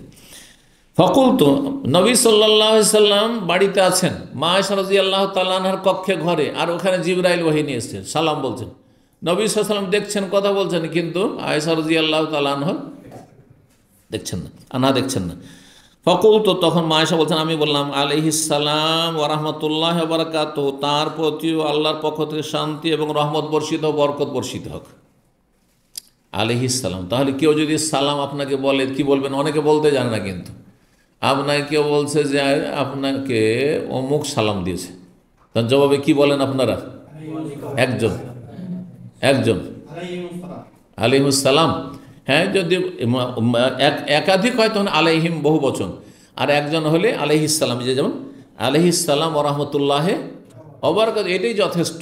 কিন্তু কোনো রিওয়ায়াতে রয়েছে যে যেই ব্যক্তি বহন করে কষ্ট করে নিয়ে এসে সালামটা পৌঁছালে ওকেও দিয়ে দেন, সেজন্য ওয়া আলাইকা ওয়া আলাইহিস সালাম, আপনার ওপরেও হোক আর ও তারও ওপর হোক, যিনি সালাম পাঠিয়েছেন তার ওপরেও সালাম এবং রহমত বরকত কি হোক? বর্ষিত হোক। এবার বোঝা গেছে? তাহলে কি বলবেন সবচেয়ে ভালো? ওয়া আলাইকা ওয়া আলাইহিস সালাম, ওয়া আলাইকা ওয়া আলাইহিস সালাম ওয়া রাহমাতুল্লাহি ওয়া বারাকাতুহু। রাহমাতুল্লাহি ওয়া বারাকাতুহু বলেন না বলেন সেটা আপনার ইচ্ছা। ওয়ালাইকুম আসসালাম বললে যেমন হয়ে যায়, ওইরকম ওয়া আলাইকা ওয়া আলাইহিস সালাম বললে হয়ে যায়, 10 নেকি হয়ে গেল। 30 যদি চান তাহলে পূর্ণ বলবেন। 3769 নম্বর হাদিস বর্ণনা করেছেন আবু মুসা আশআরী রাদিয়াল্লাহু তাআলা, তিনি বলেন, কামলা মিনার রাজালি কাসীর, পুরুষদের অনেকেই পূর্ণতা লাভ করেছে, পুরুষদের মধ্যে অনেকেই বিশিষ্ট জন হয়েছেন, মানে আম্বিয়া রাসূলগণ। হাজার হাজার লক্ষ লক্ষ নবী এসেছেন, 1,24,000 এই মর্মে যে রিওয়ায়াতগুলি রয়েছে, বলা যেতে পারে যে আনুমানিক এরকম। তো পুরুষদের মধ্যে অনেকে পূর্ণতা লাভ করেছেন, মানে নবী রসুল হয়েছেন, কিন্তু মহিলাদের মধ্যে কেউ নবী হয়নি। নবী ছাড়াও পুরুষদের মধ্যে অনেকে আল্লাহর নেক বান্দা যারা শ্রেষ্ঠত্ব লাভ করেছেন, সাহাবায়ে কেরামগণ, আশরা মুবাশশারা, বদরি সাহাবী 313 জন ইত্যাদি। ওয়ালাম ইয়াকমুল মিনান নিসা, কিন্তু নারী জাতির মধ্য থেকে পূর্ণতা লাভ করেনি মাত্র হাতে গোনা কয়েকজন ছাড়া। ইল্লা মারিয়াম বিনতে ইমরান, ইমরানের কন্যা মারিয়াম রাদিয়াল্লাহু আনহা বা আলাইহিস সালাম, ওয়া আসিয়া তো ইমরাতু ফিরাউন, ফিরাউনের স্ত্রী আসিয়া রাদিয়াল্লাহু আনহা, আর কে খাদিজা অন্য রিওয়ায়াতে রয়েছে, এখানে নেই।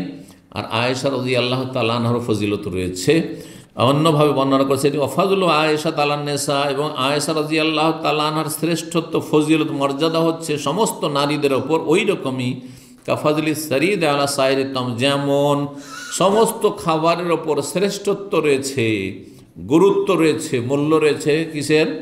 সারিদ খাবারের। সেই যুগে, আজকালকার যুগের সাথে মিলালে হবে না, আজকাল অনেক রকমের খাবার চলে এসেছে, সুতরাং ও সারিদ অনেক পিছিয়ে গেছে, তাই না? কিন্তু নবী সাল্লাল্লাহু আলাইহি সাল্লামের জামানে যখন এই হাদিস বলে, তখন সবচাইতে ভালো খাবার ছিল আরবদের সারিদ। সারিদ কি হইতো? রুটিগুলোকে টুকরো টুকরো করে ভেঙে নেওয়া, রুটি ভেঙে নেওয়া, আর তারপরে গোস্ত তৈরি করা, গোস্ত তৈরি করে গোস্ত পাকিয়ে গোস্তে ওই রুটির টুকরোগুলো ছেড়ে দেন, রুটির টুকরোগুলো একটু সিদ্ধ হয়ে যাবে তার সাথে, আর গোস্তের ঝোলের সাথে মিশিয়ে যাবে, আর তারপরে খান। এটার নাম কি? সারিদ। এটাকে সারিদ বলা হয়। যেমন আমরা ছোটোকালে যখন তরকারি অভাব হইতো, তখন ডালের অভাব ছিল না, আমাদের অঞ্চলে খুব বুটের ডাল হইতো, মসুর চাইতে বেশি বুট হইতো, প্রচুর বুট হইতো কিন্তু আমাদের এলাকায়, কারণ জমি জায়গাগুলো ভালো। তো আপনার এই শীত সিজনটা হচ্ছে এটা বুটের চাষের সময়, তো এত বুট হতো যে কিছু না থাকলে বুটের ডাল আছে, ওই বুটের ডাল, আর না হলে বুটের ওই আটা এর মতো করে, ফুলের মতো করে, ফুল তো বুঝেন আরব দেশে এইরকম করে। এখন ওই রুটি হইলে ওইটাই, তখন ওই ডালে রুটিকে আমরা ভেঙে ভেঙে টুকরো টুকরো ভেঙে ডুবিয়ে দিলাম, আর তার কিছুক্ষণ রেখে দিলাম, একটু ভিজে ওতে একটা স্বাদ চলে গেলো ডালে, আর তারপরে রুটি খাচ্ছি, মজাও লাগছে, আর তার সাথে ডালও খেলাম। শেষখানে যেটুকু বাঁচল, খেয়েছেন কেউ? না, সব উন্নত যুগের মানুষ আপনারা? ও মাশাআল্লাহ, আছে দু একজন তাহলে আছে পেছনে পেছনে, আমাদের বয়সের তো আর কেউ দেখছি না, সেই জন্য বলছি আর কি। কিন্তু আলহামদুলিল্লাহ সেটাই খুব একটা সুখের যুগ ছিল, আলহামদুলিল্লাহ। সেটা অনেক ভালো হয়েছে লবণ রুটির চাইতে, তার পেছন দিয়ে একটু ব্যাক সাইডে গেলে লবণ রুটি, আর তার গুড় দিয়ে রুটি, আর চিনিতে পানি দিয়ে ভিজিয়ে ওই ডুবিয়ে ডুবিয়ে রুটি, ও যুগও ছিল। সব যুগ পার করে আলহামদুলিল্লাহ আলা কুল্লি হাল, জাযাকুমুল্লাহ খায়র। তো এই ছিল হাদিস। সুবহানাল্লাহ। 3770 নম্বর হাদিস। হাদিস বর্ণনা করেছেন আব্দুল্লাহ বিন আব্দুর রহমান আন্নাহু সামিআ আনাস বিন মালিক, তিনি আনাস বিন মালিক রাদিয়াল্লাহু তাআলা আনহু বলতে শুনেছেন, সামিউতু রাসূলুল্লাহ ইয়াকুল, রাসূলুল্লাহ সাল্লাল্লাহু আলাইহি ওয়াসাল্লাম বলতে শুনেছি, ফাযলু আয়েশা তাআলা নিস কা ফাযলি সারিদ আলা সাইরিতম, আয়েশা রাদিয়াল্লাহু তাআলা সমস্ত নারীদের ওপর ফজিলত মর্যাদা হচ্ছে ওই রকমই যেমন সমস্ত খাবারের ওপর সারিদ খাবারের ফজিলত বা মর্যাদা। 3771 নম্বর হাদিস। হাদিস বর্ণনা করেছেন কাসেম বিন মোহাম্মদ, তিনি মদিনার বড় ইমাম ফাকি ছিলেন তাবেঈনদের মধ্যে। কয়জন ছিলেন? এটাকে বলে 7 জন। 7 জনের একজন কাসেম বিন মোহাম্মদ বিন আবু বকর রাদিয়াল্লাহু তাআলা আবু বকর সিদ্দিকের নাতি, মানে ছেলের ঘরের নাতি, পোতা। যারা পোতার ভাষা বুঝেন, গোপালগঞ্জওয়ালারা বুঝে, আর আমাদের রাজশাহী মালদহের লোকেরা বুঝেন পোতা, জি। তো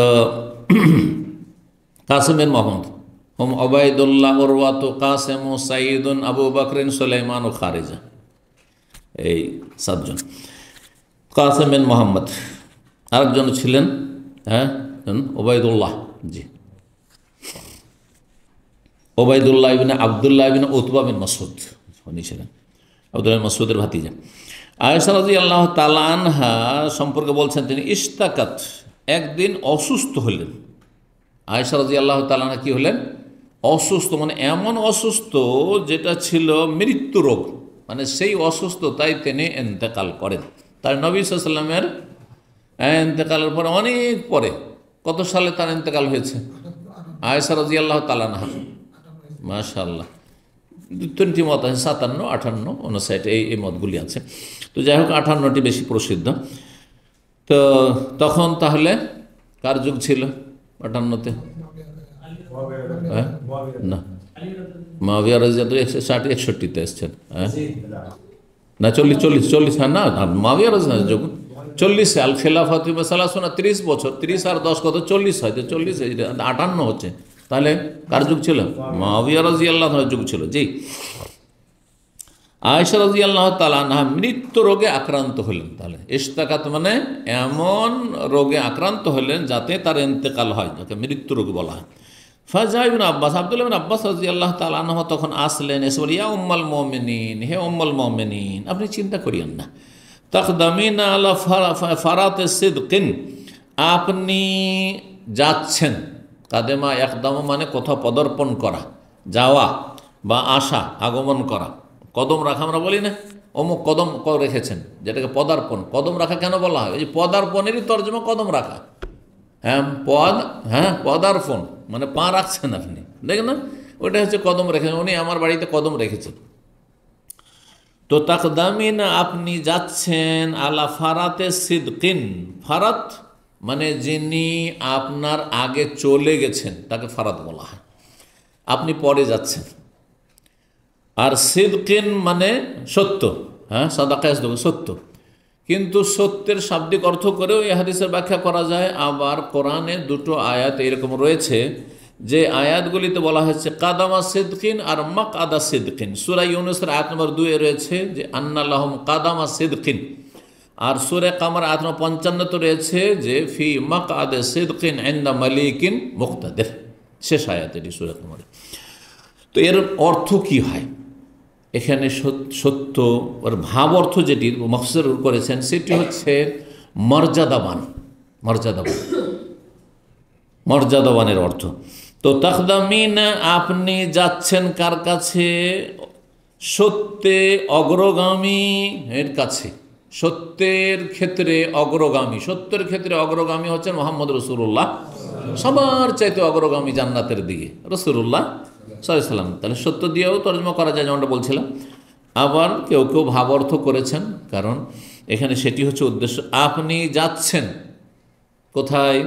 আলা ফারাতে সিদকিন, মর্যাদাবান সম্মানিত অগ্রগামীর নিকট যাচ্ছেন আপনি। মানে আপনার আগে আগে রাসূলুল্লাহ চলে গেছেন, তিনি ফারাত, আর তিনি সবচেয়ে বড় মর্যাদাবান ব্যক্তি আল্লাহর কাছে, তার কাছে আপনি যাচ্ছেন। সুতরাং আপনার চিন্তা কি? তা আপনার তো আনন্দ যে আমি নবীর কাছে যাচ্ছি, আমার স্বামীর কাছে যাচ্ছি, সুবহানাল্লাহ, সাইয়্যিদুল মুরসালিন খাতামুন নবিয়্যিনের কাছে আমি যাচ্ছি। এ বলে সান্ত্বনা দিয়েছিলেন। সুবহানাল্লাহ। আমার আম্মা রাহিমাহুল্লাহ তাআলা যখন ইন্তেকাল করে, অ্যাম্বুলেন্সে নিয়ে আসছে হাসপাতাল থেকে, আর বাঁচানো যাবে না, আমার ছোটো ভাই 8 নম্বর ভাইটি ছিল, সে আমাকে তখন টেলিফোন লাগিয়ে বলছে যে আম্মাকে এখন আর বেশি কথা বলতে পারছেন না। তো আমি শেষ কথা ওনাকে বললাম যে আর তো মনে হয় আজকে রাত্রে শেষ হয়ে যাবে না, সেদিন ফজর আগে ভোর রাত্রে ইন্তেকাল হয়েছে রাহিমাহুল্লাহ তাআলা। আল্লাহ জান্নাতুল ফিরদৌস দান করুন এবং জান্নাতে একত্রিত করুন আমাদেরকে।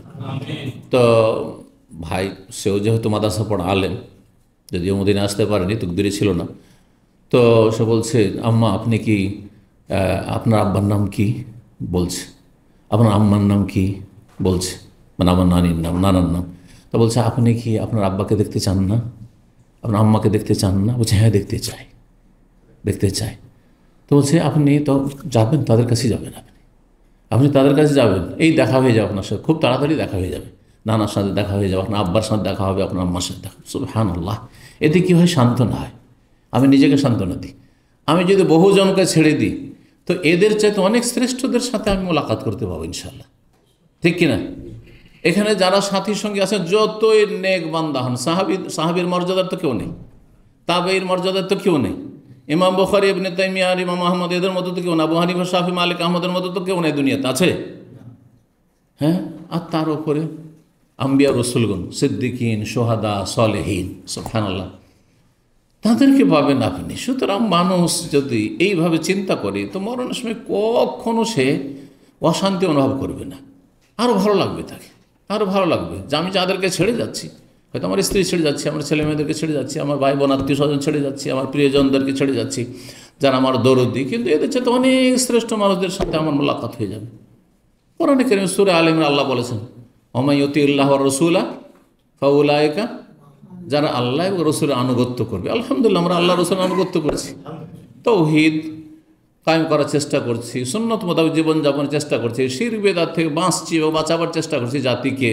সুতরাং ফাউলাইকা মা'আল্লাযীনা আনআম আল্লাহু আলাইহিম, পুরস্কৃতদের সাথে আল্লাহ জায়গা দেবেন, মিনান নবী, নবীদের সাথে আল্লাহ জায়গা দেবেন, সিদ্দিকিনদের সাথে আল্লাহ, সাহাবায়ে কেরামদের সাথে জায়গা দেবেন, অশুহাদা, শহীদদের সাথে আল্লাহ, ওহদের শহীদ, বদরের শহীদ, সমস্ত শহীদদের সাথে আল্লাহ জায়গা দেবে, যুগে যুগে যারা শহীদ হয়েছে আল্লাহর রাস্তায়। জি, অসলেহীন, আল্লাহর নেক বান্দাদের সাথে আল্লাহ জায়গা দেবে। এর চাইতে বড় কিছু আর থাকতে পারে? সুতরাং কখনো আপনি উল্টো দিকে চিন্তা করবেন না, নাহলে কষ্ট পাবেন, লাভ কিছু হবে না, তকদিরও কম বেশি হবে না। আমার হায়াত শেষ, আমার আর দোয়া করেও হবে না, আর চিকিৎসা করেও হবে না, আর সারা দুনিয়ার কোনো শক্তিও রাখতে পারবে না। সুতরাং আপনি যখন এইভাবে আপনি পজিটিভ হবেন, ইতিবাচক হবেন, যে আমি তো রবের কাছে যাচ্ছি, আর রবের সাথে আমি মোলাকাতকে পছন্দ করি, তো আল্লাহ আমার মোলাকাতকে পছন্দ করে। সহিহ মুসলিমের হাদিস, মান আহাব্বা লিকা আল্লাহ আহাব্বাল্লাহু লিকাহু, যে আল্লাহর সাথে সাক্ষাৎকে ভালোবাসে, আল্লাহ তাকে ভালোবাসে, যে আসো তুমি আসো। সুবহানাল্লাহ। জি, 3772 নম্বর হাদিস। হাদিস বর্ণনা করেছেন আবু ওয়াইল শাকিক ইবনে সালামা তাবেঈ। তিনি বলছেন, লাম্মা বাসা আলিউন আম্মারান ওয়াল হাসান, যখন আলী রাদিয়াল্লাহু তাআলা আম্মার বিন ইয়াসিরকে পাঠালেন এবং হাসানকে পাঠালেন, বড় ছেলে হাসানকে পাঠালেন কোথায়? ইলাল কুফায় পাঠালেন। কিসের জন্য? লিয়াস্তানফিরাহুম, তাদেরকে, তাদের কাছে সাহায্য কামনার জন্য, যে তোমরা আমার সমর্থন করো, সাহায্য করো। ঘটনা কি ছিল? ঘটনা ছিল যে আয়েশা রাদিয়াল্লাহু তাআলা আনহাকে কিছু সাহাবায়ে কেরামগণ বুঝালেন যে আপনি যদি কুফা যান মদিনা থেকে, সেখানে গেলে একটা সমাধান হবে। কারণ উসমান রাদিয়াল্লাহু তাআলা আনহুকে মদিনায় তার ঘরে ঢুকে এইভাবে নির্মমভাবে মসজিদে নববীর পাশে শহীদ করা হলো, আর তার কেসাস নেওয়া হচ্ছে না। তো আপনি চলেন, গিয়ে আলী রাদিয়াল্লাহু তাআলা আনহুকে বলবেন যে ওসমানের কেসাস নেওয়া হোক, ওসমানের খনিদেরকে হত্যা করা হোক।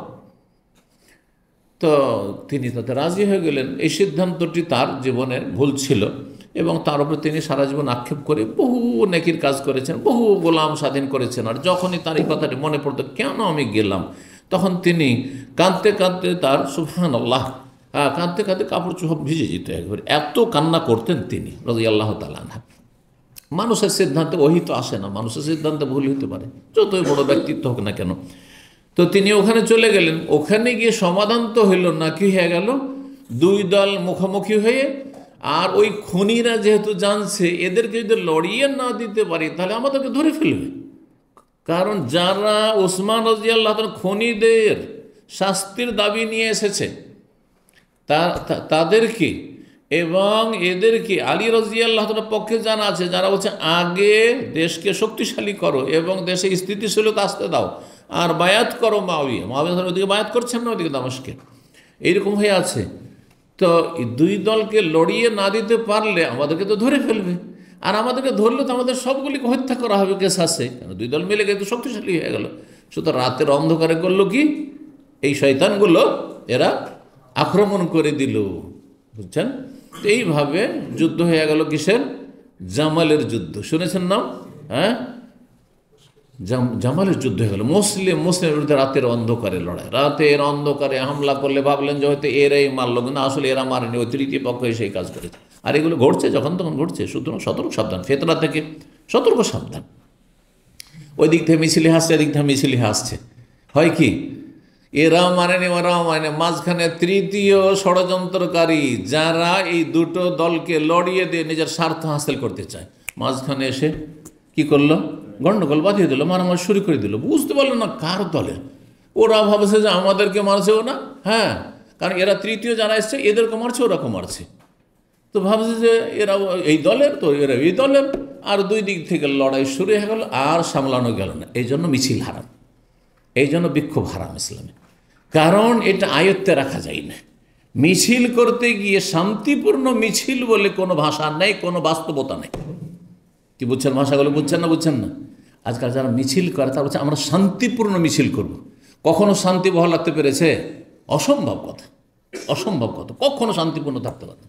আপনি শান্তি চাইছেন, অন্যরা শান্তি চাইছেন, মাঝখানে এসে ঝামেলা বাঁধিয়ে দেবে, মার খাবেন, তখন বসে থাকবেন আপনি, মারা শুরু করে দিলেন। তখন আপনার সাথীরা আপনার কথা শুনবে না, সঙ্গীরা আপনার কথা শুনবে না। শুধু শান্তিপূর্ণ কোনো মিছিল হয় না। এই পশ্চিমাদের অশান্তির পাঠ এগুলো, এই পাঠ মুসলিমদের পড়া হারাম, জায়েজ নয়, এবং এগুলো ইসলামে জায়েজ নয়। এই জন্যই সালাফি ওলামাদের কাছে এই সমস্ত কিছু জায়েজ নয়। গণতন্ত্র থেকে শুরু করে গণতন্ত্রে যে সবগুলো কি আল্লাহ করে, কোনোটাই জায়েজ নেই এগুলো। জি, গণতন্ত্রের কিছু ভালো দিক আছে, ওই রকমই যেমন মদের কিছু ভালো দিক আছে। যেমন মদের আল্লাহ বলছে ফি মানাফিলিন নাস, মদেও কিছু ভালো দিক আছে। জি, আল্লাহ হিদায়াত দান করুন। তো ঘটনা এই ছিল, আম্মার বিন ইয়াসির আলী রাদিয়াল্লাহু তাআলা আনহুর একেবারে একনিষ্ঠ মানুষ ছিলেন, বড় আন্তরিক মানুষ ছিলেন। তো তাকে এবং হাসানকে ছেলেকে পাঠালেন, যা কুফা যা, আর কুফার লোককে বলো যে কি করুক, আমার সহযোগিতা করব, না হইলে এখানে যে দল বেঁধে এরা আসছে, আর এখানে যদি এরা সহযোগিতা না করে শান্তি প্রতিষ্ঠা রাখার জন্য, তাহলে এখানে অশান্তি সৃষ্টি হবে, দুই দলে মারামারি লড়াই শুরু হয়ে যাবে। এই সাহায্য কামনার জন্য পাঠিয়েছিলেন। খাতাবা আম্মার, তখন আম্মার বিন ইয়াসির রাদিয়াল্লাহু তাআলা গিয়ে ভাষণ দিলেন কুফায় গিয়ে, আর বললেন ইন্নী লা আ'লামু, আমি ভালো করে জানি, আন্নাহা যাওজাতু ফিদ দুনিয়া ওয়াল আখিরাহ, আয়েশা রাদিয়াল্লাহু তাআলা আনহা নবী সাল্লাল্লাহু আলাইহি সাল্লামের ইহকাল পরকাল উভয় কালেই সহধর্মের স্ত্রী, এতে কোনো সন্দেহ, এই মর্যাদায় আমি দ্বিমত পোষণ করি না। কিন্তু শোনো, ওয়ালাকিন্নাল্লাহ ইবতালাকুম, আল্লাহ তোমাদেরকে পরীক্ষা ফেলেছেন, তার অনুসরণ করবে আর এসে দাবি দাবা নিয়ে আসবে না, আগে দেশে শান্তি প্রতিষ্ঠা হতে দাও, না হলে কেমন করে ধরব। আলী রাদিয়াল্লাহু তাআলা আনহুর পরিস্থিতি এমন ছিল যে খনিগুলো আত্মগোপন করে পেছনে আছে, যদি ওদেরকে তিনি ধরতে যান তাকে মেরে দেবে, জি, এবং তারা যখন তখন অপমান করত। সুতরাং ওখানে এই সম্ভব ছিল না। সেই সময় মুআবিয়া রাদিয়াল্লাহু তাআলা আনহুর জন্য করণীয় ছিল একতা প্রকাশ করা এবং তার সাথে তার বায়াত করে আনুগত্য করে, তারপরে দুই দল না রেখে এক দল হয়ে শক্তিশালী হয়ে এই খনিগুলিকে তলাশ করা। শেষ পর্যন্ত আজ পর্যন্ত তো সেই খনিগুলির কেসাস নেওয়া সম্ভব হলো না। এই যে দাবি দেওয়া করলেন, আজ পর্যন্ত হইল না, সম্ভব হইল না। এই জন্য দেখেন, ফাটল ধরলে কোনো সমাধান হয় না। ঐক্য যদি আসে তাহলে তাতে সমাধান রয়েছে। আল্লাহ তোমাদেরকে পরীক্ষা করেছেন, তার মাধ্যমে লিতাত্তাবিউহু আও ইয়াহা, এখন আলী রাদিয়াল্লাহু, তিনি আমাদের খলিফা, তার তোমরা অনুসরণ করবে, নাকি আয়েশা রাদিয়াল্লাহু তার অনুসরণ করে বলবে যে আগে খনিদেরকে হত্যা করা হোক তারপরে খলিফা? কোনটা মানবে তোমরা বুঝো, এখন আল্লাহর পরীক্ষা। জি, 3773 নম্বর হাদিস, আয়েশা রাদিয়াল্লাহু তাআলা আনহা বর্ণনা করছেন, আন্নাহা ইস্তারাত মিন আসমা কিলাদাতান, তিনি আসমা রাদিয়াল্লাহু তাআলার কাছ থেকে একটি মালা ধার নিয়ে গেছিলেন তার বোনের কাছ থেকে। হালাকাত ধ্বংস হয়ে গেল, মানে কি হারিয়ে গেছিল, এখানে হারিয়ে গেছিল। রাসূলুল্লাহ সাল্লাল্লাহু আলাইহি ওয়াসাল্লাম কিছু লোককে পাঠালেন সেটা তলাশ করার জন্য। মাঠে সফরে গিয়েছিলেন, জিহাদের সফরের সঙ্গে ছিলেন, ছিঁড়ে পড়ে গেছে মালা, কানের, এইসব যেখানে সেখানে কিন্তু ছিঁড়ে পড়ে যাবে, এই এক সমস্যা কিন্তু গয়নার। ফাদরাকাতহুস সালাহ, একবারে ফজরের সময় হয়ে গেছে, তলাশ করতে করতে, আর এমন জায়গায় সেখানে মালা হারিয়ে, সেখানে পানির কোনো ব্যবস্থা নেই, নিজের কাছেও পানি নেই। ফাসাল্লাহ বেগাইর, সবাই বিনা উজুতে নামাজ পড়েছে। তাহলে কি বোঝা গেল এখান থেকে মাসলা? যদি কোথাও পানি না থাকে আর তায়াম্মুমের ব্যবস্থা না থাকে, এখন তো তখন তায়াম্মুম বিধান ছিল না, সেখানে বিনা উজুতে নামাজ পড়েছে, বিনা তায়াম্মুম।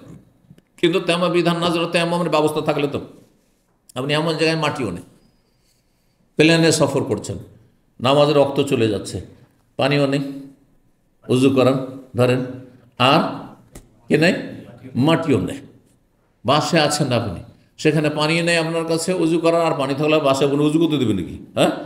আর আপনার কাছে বাসও থামছে না অমুসলিম দেশে, আর রক্ত চলে যাচ্ছে, সূর্য ডুবে যাচ্ছে আসরের অথবা সূর্য উঠে যাচ্ছে ফজরের, তো কী করবেন? যা আগে একসাথে 2-4-5 ওয়াক্ত নামাজ জমা করে নেবো। এটা হচ্ছে ইন্ডিয়া বাংলাদেশের ফতোয়া।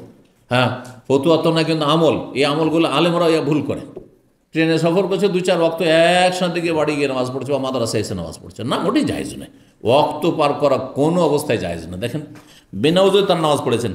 ফালামা তা রাসূলুল্লাহ, যখন রাসূলুল্লাহর কাছে আসলেন, শাকাউ যালিকা ইলাইহি, এসে অভিযোগ করলেন যে এইরকম হয়েছে, কি করব এখন?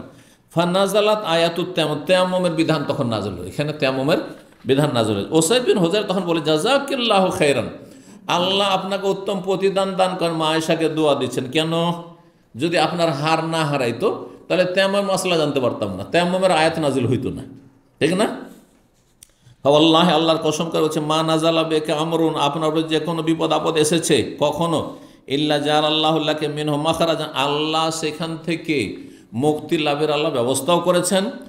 আর ওয়াজআলা লিল মুসলিমিনা ফীহি বারাকা, আর তাতে মুসলিমদেরকে আল্লাহ বরকত দান করেছেন। আমাদের বরকত হলো তায়াম্মুম, আর আল্লাহ আপনার সমস্যার সমাধান করেছেন আর করবেন। আর তা হচ্ছে যখন পাওয়া গেল না, তখন যে উটটায় চড়েছিলেন সেই উটটা আসলে মালার উপর বসে গেছে। হ্যাঁ, যখন উটটাকে উঠানো হলো দেখছে নিচে পড়ে আছে। তো নবী আলেমুল গায়ব, নবী যদি গায়েবই জানতেন তাহলে ওই উটের পিঠের তলার খবর রাখেন না, আর সারা দুনিয়ার খবর, উম্মতের খবর রাখেন? হ্যাঁ, এগুলো শিরকি কথা। যেটা জানাননি আল্লাহ সেটা জানতে পারতেন না। দুটো হাদিস আছে, আমরা একটু শেষ করে নিই আজকে, কারণ এর মাধ্যমে আমরা ফাজাইলে সাহাবা শেষ করব। 3774 নম্বর হাদিস বর্ণনা করেছেন রাসূলুল্লাহ সাল্লাল্লাহু আলাইহি সাল্লাম সম্পর্কে। বর্ণনা করেছেন ও আবু ওসামা হেশাম বিন ওরওয়া থেকে, তাই হেশাম বিন ওরওয়া তার পিতা ওরওয়া থেকে বলছে আন্না রাসূলুল্লাহ মা কানা ফি মারাদিহি, যখন রাসূলুল্লাহ সাল্লাল্লাহু আলাইহি ওয়াসাল্লাম শেষ অসুস্থতায় ছিলেন, যাতে তিনি ইন্তেকাল করেন, জাআলা ইয়াদুরু ফি নিসাইহি, সেই অসুস্থ অবস্থায় তিনি যেহেতু পালা নির্ধারণ করেন, 9 স্ত্রী ছিল, তাদের কাছে যেতেন পালাক্রমে। আর গেলেই তিনি বলতেন যেহেতু শরীরটা ভালো নাই, আর কখন যে দুনিয়া থেকে চলে যায়, আইনা আনা গাদান, আচ্ছা কালকে কার পালা আছে, কালকে আমি কোথায় থাকবো, কালকে কোথায় থাকবো। উদ্দেশ্য যে তাড়াতাড়ি আয়েশার কাছে জানা যেতে পারে। স্বাভাবিক, অল্প বয়সী, বয়স মাত্র 18 বছর ইন্তেকালের পরে, আর তারা সব বিধবা বা তালাক প্রাপ্তা, সবার বয়স 40-এর উপরে, 40-50 তারও বেশি হয়তো অন্য স্ত্রীদের। তো স্বাভাবিক একটা ভালোবাসা তার উপরে বেশি ছিল। আর ভালোবাসার ক্ষেত্রে আল্লাহ হিসাব নেবেন না। যাদের একাধিক স্ত্রী আছে, ভালোবাসা কম বেশি হলে আল্লাহ হিসাব নেবেন না। কিসের হিসাব নেবেন? বাহ্যিক যদি অবিচার হয়, বাহ্যিক একই রকম করতে হবে আপনাকে। এই জন্য পালা নির্ধারণ করতে হবে। নবী সাল্লাল্লাহু ইচ্ছা করে কিন্তু না তোমাদের কাছে থাকবো না, এই শেষ দিনগুলো আমি এতে থাকি, অসুস্থ ভালো লাগছে না, আমি এই ছোটো স্ত্রীর কাছে থাকবো, এটা বলেছেন? এটা বললে হারাম হইত। তা বলছেন আমি কোথায় থাকবো, উদ্দেশ্য হচ্ছে তোমরা যদি অনুমতিটা দিয়ে দাও তাহলে আয়েশার কাছে চলে যায়।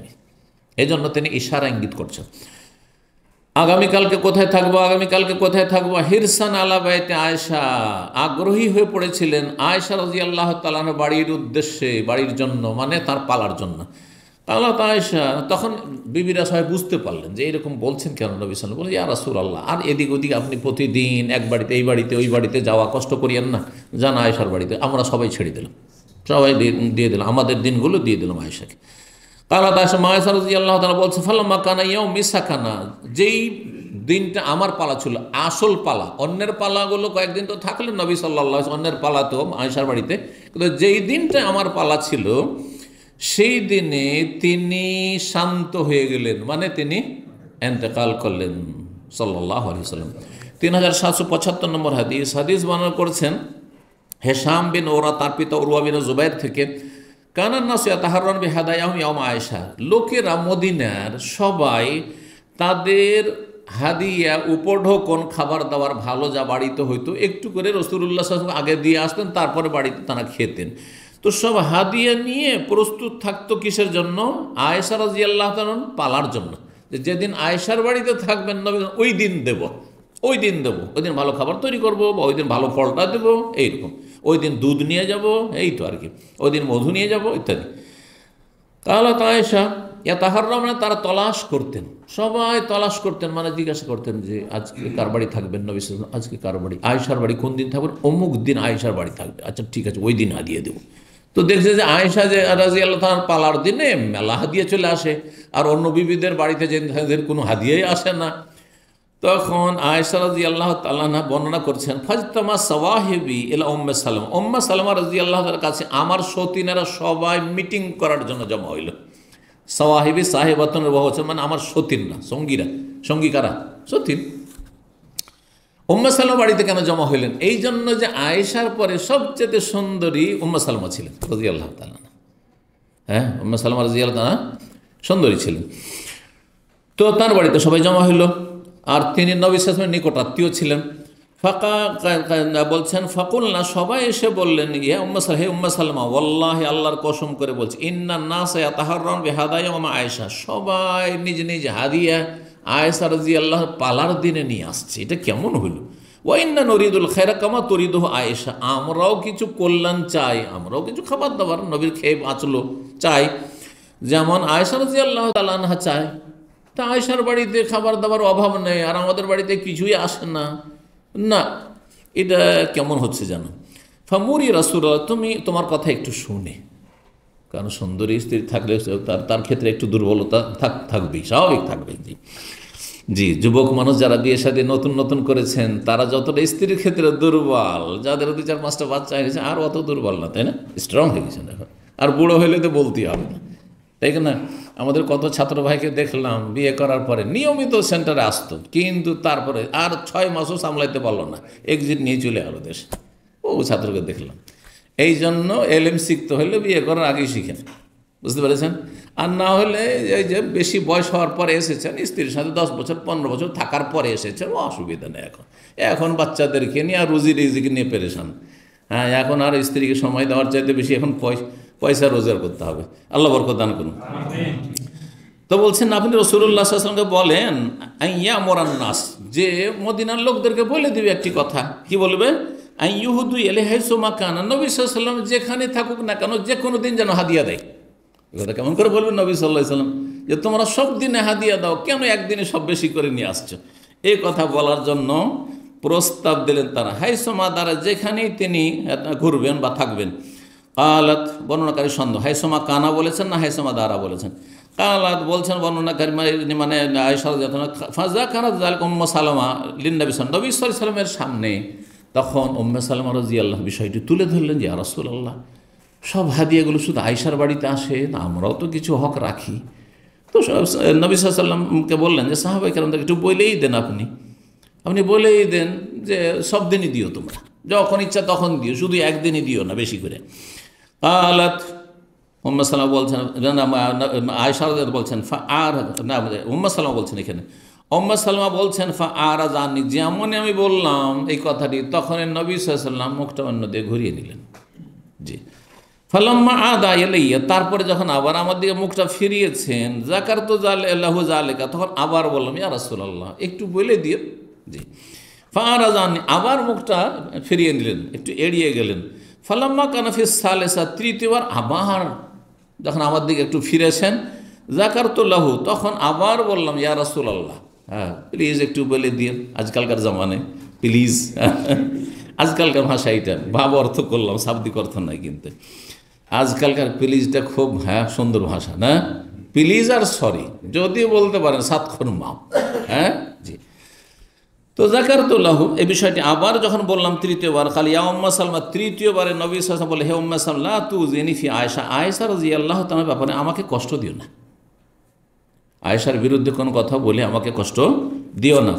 ফাইন্নাহু, শোনো, ওয়াল্লাহি আল্লাহর কসম করে, মা নাযালা আলাইয়াল ওয়াহিয়ু, ওহী আমার ওপর নাজেল হয়নি এমন অবস্থায় তোমাদের বাড়িতে কোনোদিন যেমন অবস্থায় নাজেল হয়েছে মা আয়েশার বাড়িতে। মা নাযালা আলাইয়াল ওয়াহিয়ু ওয়া আনা ফি লিহাফি ইমরাতি মিনকুন্না গায়রাহা, তোমাদের মধ্য থেকে কোন স্ত্রীর আমি কম্বলে শুয়ে আছি, বিছানায় কম্বলে একসাথে 2 জন শুয়ে আছি, আর ওহী নাজেল হয়েছে কারো সাথে এটা হয়নি, একমাত্র গায়রাহা আয়েশা রাদিয়াল্লাহু তাআলা আনহা ছাড়া। তার বাড়িতে দেখেছি, তার বিছানায় শুয়ে আছে, হঠাৎ করে জিবরাইল আলাইহিস সালাম ওহী নিয়ে চলে এসেছে, কিন্তু তোমাদের বাড়িতে তো ওহী আসেনি। তার মানে আয়েশা রাদিয়াল্লাহু তাআলা আনহার মর্যাদা আল্লাহর কাছে অনেক বেশি। সুতরাং তোমরা আয়েশা রাদিয়াল্লাহু তাআলা হিংসা করিও না, যে যে দিচ্ছে দাও, আমি কিছু বলতে পারবো না, আমি কথা বলবো না যে শুধু আয়েশার বাড়িতে দাও, আর এই কথাও বলতে পারবো না না আয়েশার বাড়িতে কেন দিচ্ছ, সবার বাড়িতে দাও, এই কথাও বলতে পারবো না। তোমরা এমন কথা আমার কাছে রাখবে না। এখানে আজকের আলোচনা শেষ করেছি। জাযাকুমুল্লাহু খাইরান ওয়া সাল্লাল্লাহু আলা নবিয়িনা মুহাম্মদ ওয়া আলা আলিহি ওয়া সাহবিহি আজমাইন।